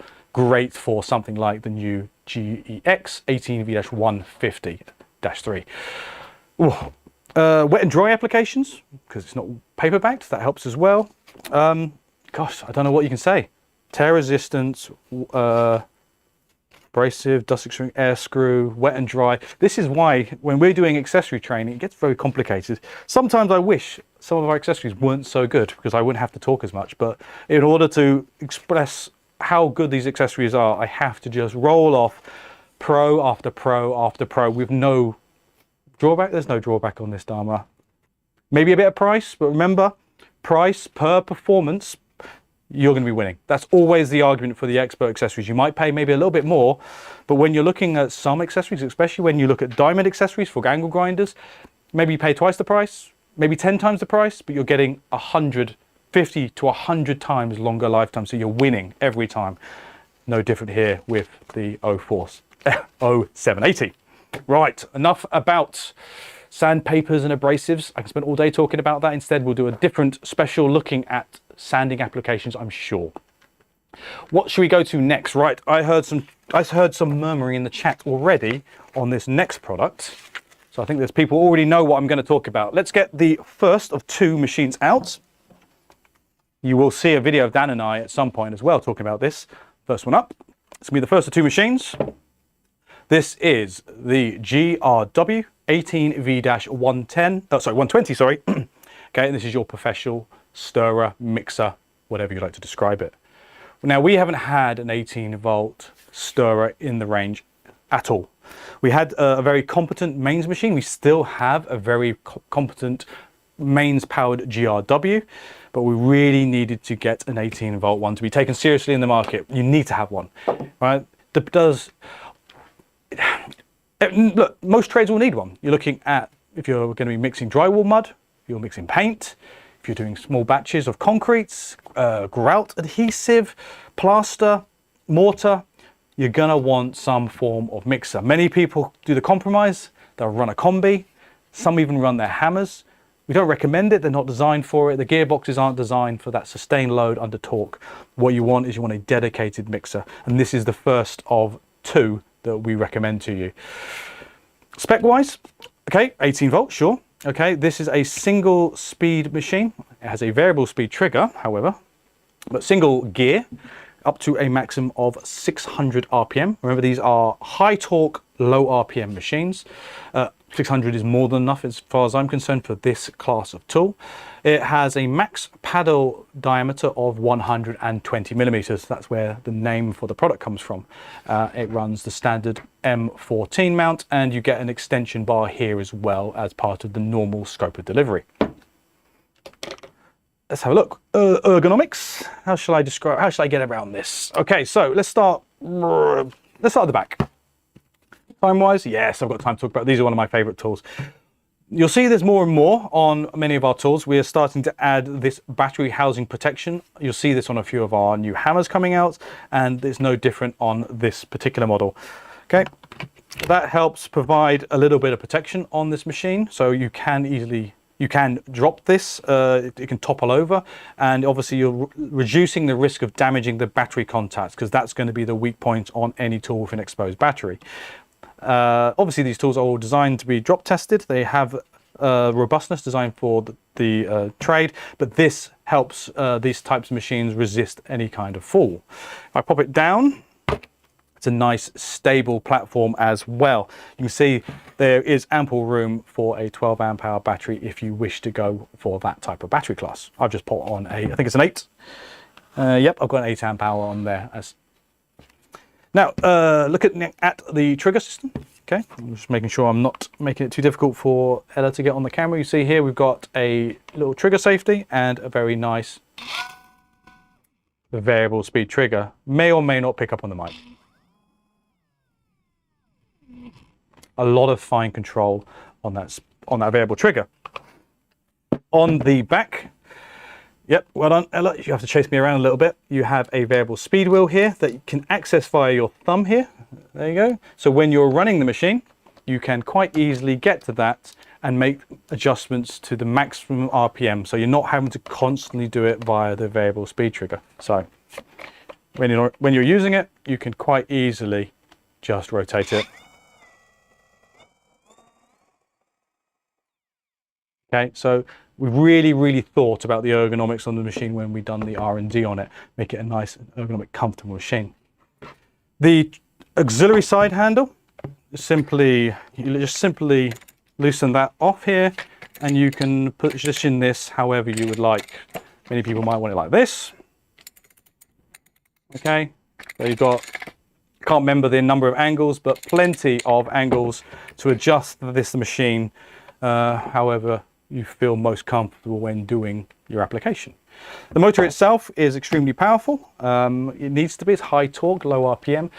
I don't have a wattage value on this. Sometimes people ask me for that. I'll see if I can find an equivalent and put it out there. It wasn't supplied in it. I don't know if it's in the manual either, but I'll double check it, because some people ask, how powerful is it? I think we spec'd for roughly about 20 kilos. Of mixture, 20 kilos of mixture, or mixing capacity, sorry, I should say. And again, as I mentioned, this is the 120 model. We would design that for the 120 millimeter paddles. There's two different, well, I think we actually have 3 different types of paddles out there. We have bottom up and top down. And then we have a 2-piece, which is a top down 2-piece. So you can, I think they're the existing ones we've had from the mains machine. Nothing wrong with those. Fits this machine perfectly fine. Okay, should mention, I was going to do it with the other tool, but let's mention this one. Okay, kickback control as standard on this machine. So yeah, high torque machine. If it was to jam, it could quite easily throw you off balance, or it could injure you. You see here, hopefully you can see a little kickback indicator on the back here. Well caught, Ella. It's constantly flashing. Let go of the trigger. Okay, and ready to go again. So first 18-volt mixer in the range, and straight away we've come out with an absolute stormer with kickback protection. Let's look at the next machine. All right, so if you need even more performance, how about this one?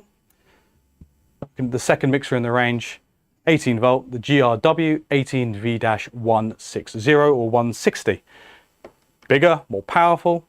Okay, you're looking at a slightly different ergonomics. This is more like the steering wheel mechanism, steering wheel design. Definitely much more comfortable. It's got a lot more power, so you've got much better grip. Okay, you've got on the front here, you have a 2-speed gearbox. Okay, so no load speed on this in gear 1. It's 530 RPM, and then you can change that, excuse me, to speed 2 for 720 RPM. The name denotes the maximum capacity for paddle, so 160 millimeter in gear 1, that's your low RPM high torque. Change it to speed 2, then you can use up to a maximum of 140 millimeter paddle. Maximum mixing capacity, we're looking at 50 kilos for this machine. So more power, more torque, larger paddle, larger capacity, still running M14. Okay, when it looks at the ergonomics of the machine, again, you'll see this has the nice reinforced, sorry Ella, nice reinforced housing on the back here that you're expecting. Okay, again, enough room for a 12 amp hour battery, Pro-Core, no problem. On the back, you'll see we have our speed selection wheel. I'll show you in operation, but you can see that's exactly where my thumb would be. Really easy to adjust that when in application. On the other side, we have our safety. Here we are. And then we've got our variable speed trigger. So as you see, let's go a bit wider, and you can see when I'm in operation, put the safety in. And then what I'm going to do, I can just easily adjust the speed on that wheel. And again, spin it around. Kickback control as standard on both machines. And with the more powerful torque on this, especially in the low RPM high torque speed 1, having kickback control is again really nice additional safety for you. Ooh, I don't know, Dan, am I missing anything? If I've missed anything, feel free to pop it in the chat. Dan's doing all the heavy work for me via the chat. What's everyone doing?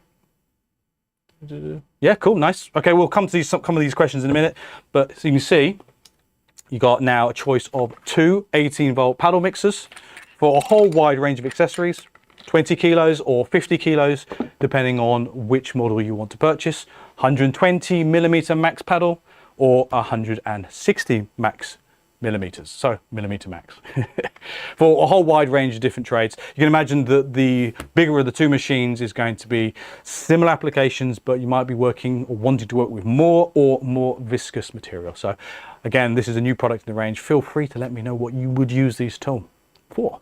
Dharma, any questions on mixers? No questions on mixers so far, but there's a few questions on some other things. Okay. Firstly, any news on the 18-volt half-inch router? Half-inch router, let's be honest, we've only recently released the quarter-inch. 100% aware that everyone wants a half-inch router. Any new news? Again, it's one of those difficult questions. Yes, there is news that I do know things. Dan and I obviously know things. Is it in a position where we can share it? Not yet. We'll find out again after we've had our little visit to Germany to see whether or not there's been any updates that we can share with you. The last thing I shared with you all is a confirmation that yes, there is plans to bring a half-inch 18-volt router. Maybe it'll be a bi-turbo equivalent. If I'm being honest with you, it might be called something else, but I can't give away too much because that will spoil the surprise at the end of the year, maybe 2026. But there is obviously a project to develop a half-inch 18-volt router. So no, I can't give you an update. We're all patiently waiting quietly. But as soon as we get some more information, or more importantly, as soon as we get a sample, maybe we should sneak it onto the live stream. But you're going to have to wait a little while, I'm afraid. If you are in the market for a half-inch 18-volt router, I can only be honest, because that's what Dan and I are. Not this year, mate. That's my honest truth. We've got a question about the mixer. What mixer is best to mix 75 kilograms in one bucket? 75 kilograms is pushing the bigger machine. Remember, this is looking at 50 kilograms. I will double check whether or not that's total weight or just bag weight. It depends on what you're going to mix with it. So I'm doing a bit of additional research on these products to find out exactly what its max is. But currently, as per specification, this machine is only spec'd to do 50. Depending on what material you're working with, you may be able to use this machine, but if it's particularly viscous, I think that's beyond its capability for this model. Okay. Another question is, will there be a cordless heavy-duty right-angle drill coming soon for drilling joints at big hole saws, etc.? Yeah, maybe. It's almost as if these people know our roadmap. Yes, I will say, fingers crossed that there'll be something coming out this year that will suit that need. This is a product that actually many people have asked for. There are some competitors that run, I think they call it bug style drills for right angle auger drilling, or yeah, those kinds of machines. I actually was surprised because our FlexiClick system with the right angle bits actually sometimes outperforms those machines based on just raw performance and torque. but it's the ergonomics that people like for those right angle drills. So I have seen some inkling that we're going to produce something to directly fit that requirement. But until I get closer to the release date, I'll have to stay a little quiet about it. Another question is, any new tools with two 18-volt batteries like the lawnmowers? Potentially, yeah. Now, as a rule, we always want to go with the logic that we want a machine that's going to be able to be powered by a single 18-volt battery. We are wanting to maintain the 18-volt battery platform as the main power source for all our power tools, even our most powerful power tools, like the Bi-Turbo brushless series. You are right, the mower is the first 2x 18-volt machine. It won't be the last 2x 18-volt machine in the range. Any updates on the framing nailer? First fix nailer. No updates at the moment. I'm under the belief that development is going smoothly. There's been no delays. I think I was always very honest to say that we weren't going to be getting the nailer last year. I will keep you up to date whether or not, if we get some updates on when that might be. I personally, and Danny as well, we really want to make sure that, we have the complete range of nailing. First, second, got attackers as well. There's a few other things coming, not just the first fix nailer, that we want to completely fill out that range, because we're not a specialist when it comes to nailers. We are a power tool generalist, but if I'm allowed to say, the range that we're looking at, I'm very impressed. Once that range is complete, we're going to have a very comprehensive range of fixings and nailers, concrete nailers, wood nailers, tackers. Yeah, looking forward to it, but I can't give you a date yet because I personally haven't had an update, and I would be honest in saying that it's going to not be the early part of this year. There's still some things that need to be done, whether it's red tape and classifications. I don't know, but it's not going to be early this year. Final question for now. Are these two mixers Bi-Turbo? Excuse me. It doesn't have the Bi-Turbo sticker. They are brushless machines, but they do work best, or I would recommend they run with a Procore 18V battery, 5.5 or above. You can read between the lines there and say, well, technically that makes them Bi-Turbo. So unofficially, yeah, they're not labeled Bi-Turbo, but you should treat them like a Bi-Turbo machine and run a dual layer Procore battery to get the best out of it. Cool, lovely. Okay, last few products. I'm going to do a little bit of hands-on demonstration as well, you'll be glad to hear. But I'm going to have to spend, I can't spend as long as I would like talking about these tools, but Danny and I have done, again, we have done a video on this recently with one of the product managers in Leinfelden. Really great video. I think you'll really enjoy that one, but instead, what I'm going to do is a very nice top-line introduction into a new category of hydraulic tools, very similar to the pipe press tools for your HVAC and your plumbers, except these ones are now looking at your electrician. Now, first machine here, see if it will balance. We're looking at the first three machines. This is the GLF 18V-60. How would I describe this? This is our first ever 18-volt hydraulic punch tool.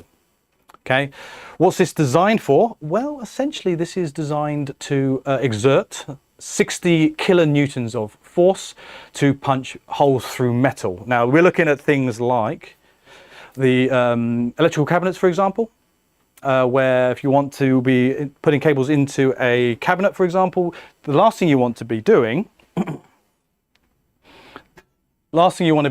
is drilling excessively in electrical cabinets. You don't want the swarf, the bits of metal getting everywhere. You want to minimize the amount of time you're working or how unhygienic or how much metal filings and bits you are putting into that cabinet. Okay, so this is a much more hygienic, so I'd argue in some cases quicker, in some cases, especially if you're doing large diameters, but a far more safe and efficient way of making holes in cabinets. Now, we've got a number of different things here, and again, I realize it's a little late in the day, so I can't spend as much time as I would explaining it, but you'll see here, okay, you have a fully articulating head, Okay, this is particularly important, especially compared to many of our competitors out there, because you are often having to work in very confined spaces. There's not always a lot of space. You're going to be working on a production line. You're probably going to be doing this in situ. So having a fully articulating head is great. You've got a number of different parts to this machine. Okay, you'll have your dies. So that's your die. Okay, you have different diameters of this. We'll talk about what different dies, different dies we've got. You'll have your draw stud, and you might have a spacer here, or actually a spacer here, sorry, there we go. Okay, I'll talk about all these different accessories in a minute. Essentially, what you would do is you would drill the appropriate sized hole in your metal, okay, to fit the diameter of your draw stud, okay, and then you would pass the machine through that. Let me put these back together very quickly. Okay, like that. And then you would fasten your die on the other side of the material. I'll do a demonstration very shortly. Okay, how the machine works is obviously via hydraulics. It will pull that die, or that punch, sorry, through the material to cut a hole and obviously reduce the amount of material left in there. You'll end up with 2 half semicircles, 2 moon-shaped things, and that's it. It's really, really clean. I'll do a demonstration shortly. Okay, so 60 kilonewtons of force. On the machine itself, it has a simple actuation button here to enable the hydraulics. On this side, you've got your pressure release. On the back, you've got a small little USB port, and you've just got a very straightforward tool status indicator. If there's any problems, it will light up any other color other than green. If green's on, that means it's all okay. It's got an LED as well in the housing here to help as well when you're working, and that also provides some form of tool feedback when you're using it. It will flash when you're doing an application. Okay, so let's have a look here. Right, so we've done the draw stud. I think what I could do is just a very quick demonstration on one of the smaller sizes. When we get into the specs of the machine, you're looking at a maximum thickness of steel of up to 3 millimeters. And then when you're looking at, I think it's stainless steel, I think it's 2.5 millimeters, okay? Okay. Now, I'll put the best. Yes, okay. Obviously, we just got some mild steel here.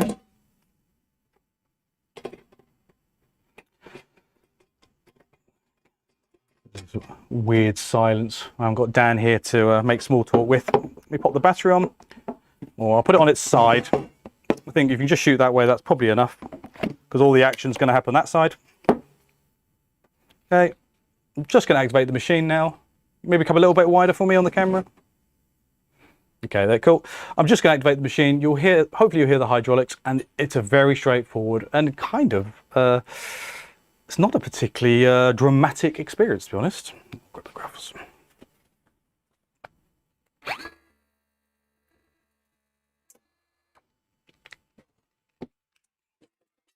Okay. Hey, it's pulled it through. Close up on the hole. Okay, nice. I mean, I would say burr-free. Okay, I'm not going to test it with my raw finger, but very, very clean. Yep, I will test it with my bare finger. Really nice and clean. Okay, and the important bit here on the machine itself is, let me just take that out and show you the material that's left, or the bit that's left. Okay, sorry. Yeah, that's the only drawback, is it takes a little while to unthread this. Okay, you see here. Oh, sorry, there you are. Got it.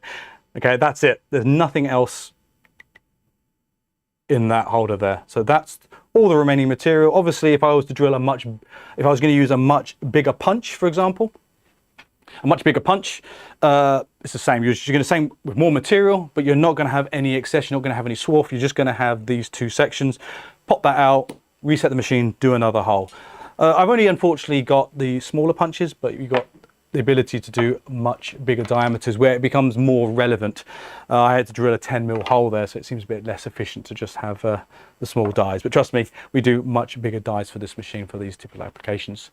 What have we got here? I think we're going to have 2 different draw studs, and also two different draw studs for this machine, and again, that's all going to be covered in the big video where we talk about this machine and the two other ones.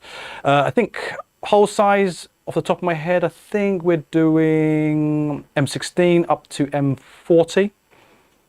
I think we're going to do, was it the PG standard of PG9 to PG36 if that's relevant for your region. I think typically speaking in the UK, we're going to be using the M standard for metric. Accessories, we're going to have a whole range of punching dies. I would have liked to have had them on display today, but I didn't have them available for today. But don't worry, again, we will cover that in a later video. But you can see it's a wide range of accessories. And again, it depends on what region you are, what standard you're running in the UK. Now, when it comes to the USB on the back, this, as well as the other tools, will have the ability to download the data from the machine, so you can document all the different readings from each application. Probably less relevant for this machine as opposed to some of the other ones, but you can see here on these machines and the others, we will have the ability for you to download basically the tool log to see whether or not it had any failures, etc, etc. So that's all going to be standard on this and other tools. Speeding along a little quickly, because I could spend quite a long time talking about this particular tool, is I'm going to look at the next one, which is, okay, this machine here. Let's do it that way. Okay, this is the GPH 18V-60. This is, again, another first for us. It's our first 18-volt crimping tool for your electrical lugs and cabling. Okay, a really straightforward tool. Again, something we haven't had in the market for these kinds of applications.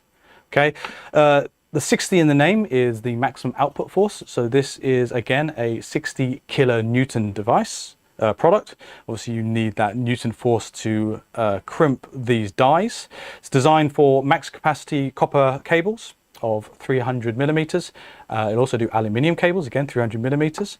The head rotation, okay, you have got 340 degree rotation on this. Again, when you're working in the jobs, you know you're often not able to get the right angle and you need to be able to have that flexibility.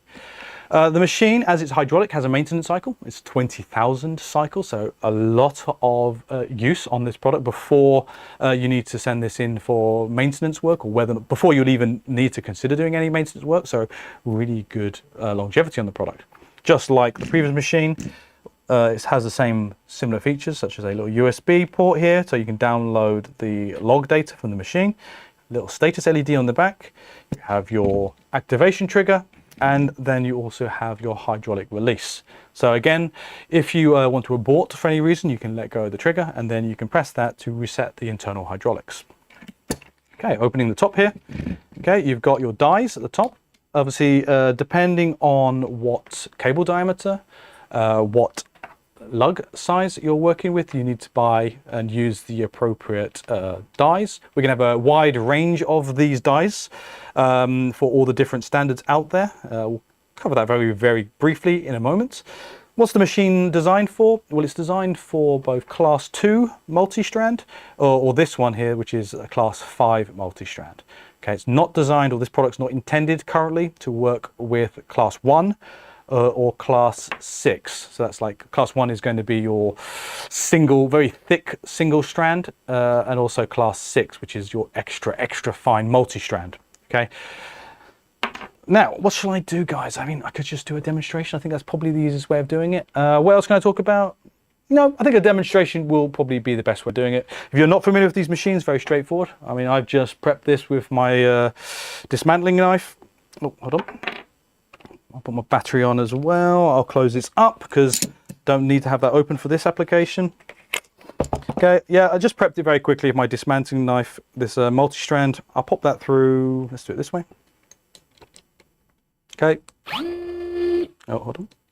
I'll readjust that so I'm doing a much cleaner job.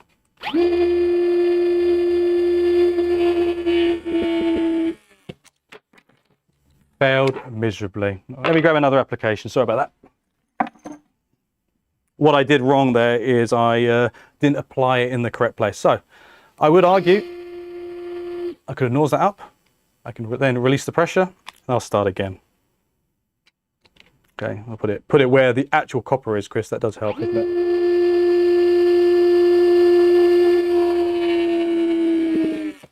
So all I've done there is demonstrated that this is indeed live. And like all live demonstrations, it sometimes doesn't work out. There you go. Right, so if I've done it correctly, okay, I could do a number of extra crimps on there to make sure it's a bit, maybe one more depending on the size of lug, but that's essentially what you're looking at. Okay, different dies for different standards out there in the market. Now this is a new category for us, so there's a lot for us to learn. There's a whole range of accessory dies coming out of our accessories team, and obviously there are different standards out there when you're looking at Dean similar as well, so that's your E series. You've got things from other countries, and again our accessories department is going to be meeting all those requirements around the world. So I think you've got SF series, E series, NF, sorry.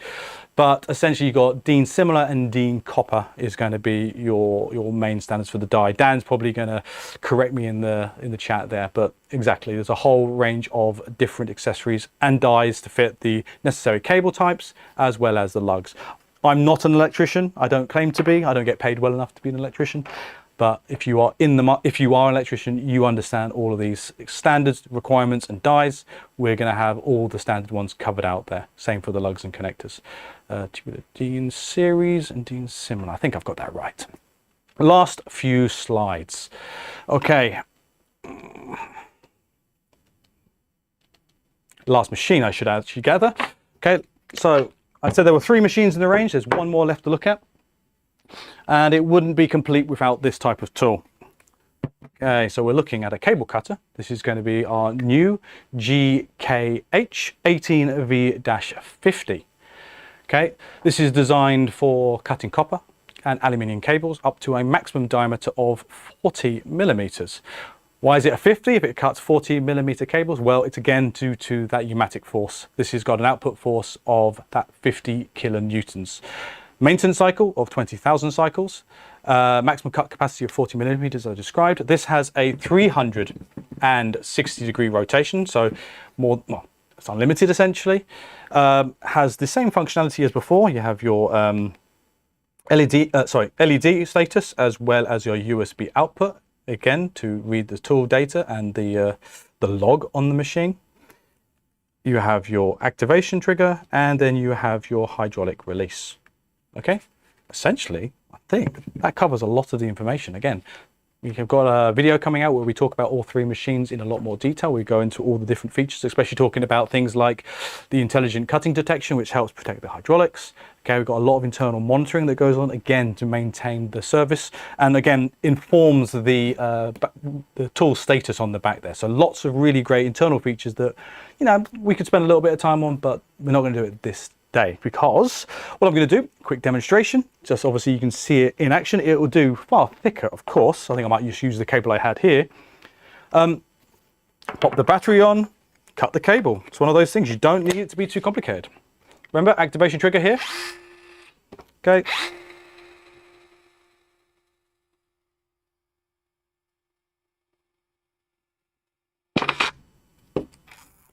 Okay, if you fully complete it, it'll always automatically reset here. But I can always use the reset to reset the hydraulics and do reapply if I've had to recancel for any reason.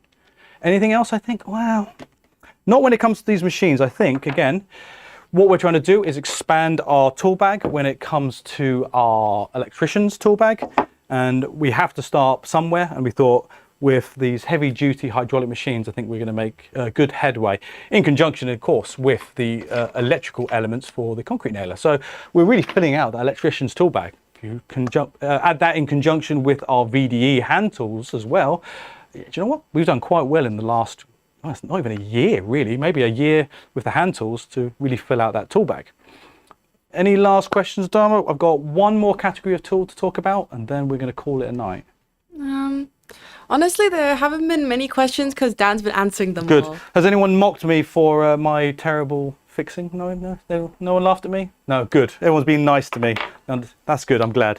Okay, last tool, or last tools. in the range. We had some questions about, are we bringing out any more 12-volt machines? Well, not power tools, not yet, coming soon. However, we did release, at the beginning of this year, 2 new 12-volt measuring tools. The first one is going to be this one here.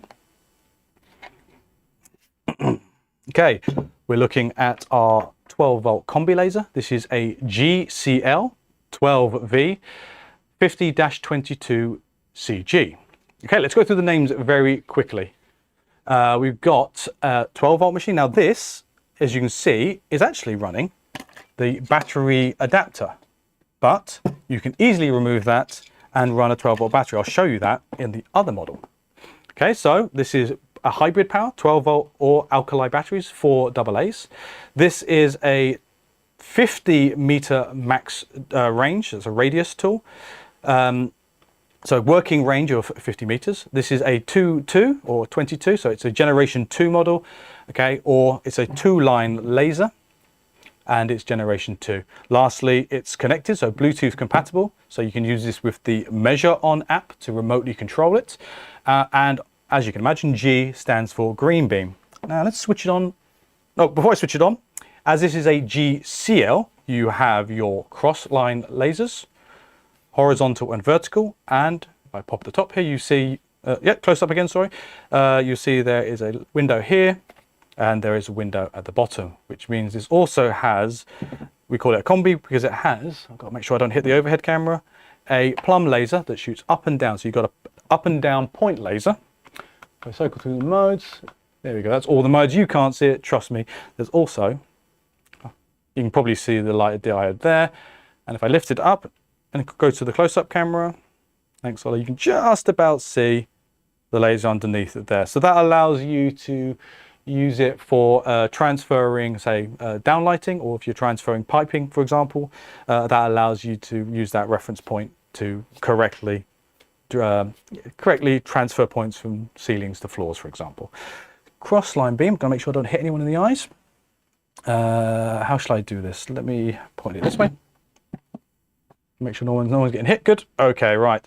Now, if you look at the windows here on the front, you see we've done something slightly different. We've actually expanded the windows here. So what you've got is you've got a far better throw of the horizontal beam compared to the previous model that we had.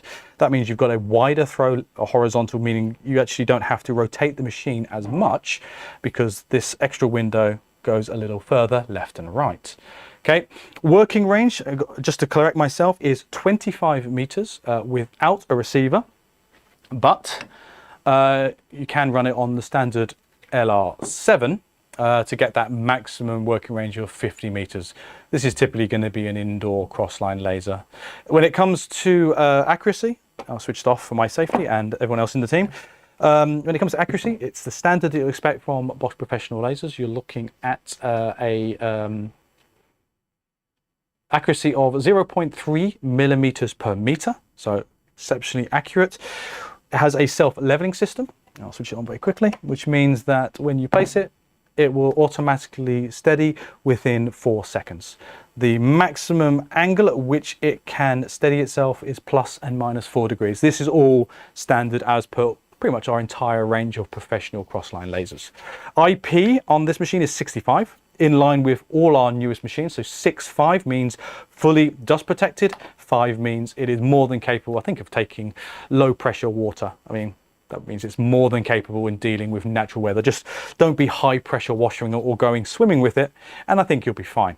Anything else I should point out? Yes, it's a connected machine, so I've said that already. So all you need to do is press the Bluetooth button on the top here, and then you can sync that with your Measure On app, and then use the app like a remote control. Anything else? 0.6 kilograms, doesn't weigh too much. And as you can see here, you've got your normal tripod mount on the bottom. Okay, that's pretty good. Okay, it obviously comes with a number of magnetic mounts and stuff in the kits, allowing you to use it, as you imagine, on a tripod or a magnetic mount for a ceiling mount, for example, or any bit of metal. But really what I want to do is just round it off with the final machine here, and I'll put them next to each other because they are similar, but slightly different. The final machine of today, it's a long day, a lot of tools. This is going to be the GLL 12V-100-33 CG. See, you can tell I'm a professional because these numbers are just roll off the tongue. What's the difference? Well, first off, you can probably visibly see, okay, the 3, or actually let's start off with the number properly, 100. Okay, so you've got a longer range now. This is your working range or radius with a receiver, that LR7. Okay, up to 100 meters. 3.3, you could look at it either way. You can either say it's generation 3, which it is, or it's a 3-line laser, which it is. Okay, so whichever order. CG, okay, connected, and green beam as well, just like the other machine we had here. When it comes to the interface, you'll see that the on button is here. Actually, I should turn it over to the side here. And you'll see that this is your control panel for all your different lasers. Bluetooth button here, and you can select each individual laser emitter via this interface. Okay, grab that battery out. So 12-volt battery, but as I pointed out, will take the AA battery adapter. So you can run either one. When it comes to spec, okay, it's a 3-line laser beam. It gets the same accuracy, 0.3 millimeters per meter cubed. Self-leveling 4 degrees, 4 seconds to level. Okay, what you've got here is a more versatile 3-beam, 360-degree laser, which means, as opposed to a 2-beam laser, even with the extended window and the combi laser, this gives you ultimate flexibility. So you're running basically a cross line. You're running a cross line on all surfaces in the room. So if that's what you need, okay, let me just switch it on, make sure I'm not hitting anyone. Yes, you know what a 360 laser looks like.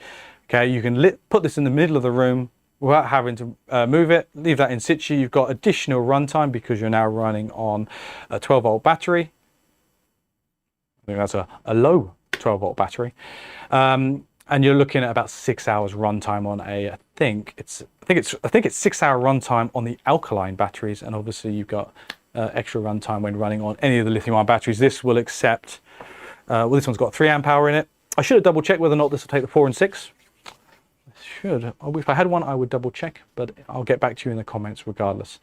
Right, as you can imagine, I am running out of steam. I've run out of products. Definitely worth checking out these machines if you are interested in replacing one of the older machines we had, so maybe the GLL380, which was an excellent 18-volt machine, but this is obviously much more up to date. You can see that the windows are more ruggedized, same for the 2-line laser. Okay, it's a bit smaller as well with these rubber mounts to help reduce the potential damage, but also much more compact look. Same IP rating, both are IP65. Oh, right. Any questions? I think Dan and I will do we probably will do an updated roundup on our updated measuring tool laser level range, because actually we've had quite a few. I think we've had 5 new models in the last few months. So I think we can probably do an update on our laser line leveling range for sure. So anything else, guys? Any questions? Final question for today. Workwear? Well, who asked? Redeem? Marcus. Good on you, Marcus. I was worried you weren't joining us today. So yep, well done. Workwear. Thinking about it, trying our best. Again, when we're back in Germany, we'll try our best to put pressure on. I think what the priority is we're going to get our new L box system out. I think that's what you really want, really. But yeah, I'll keep putting pressure on workwear. Anything else, Dharma?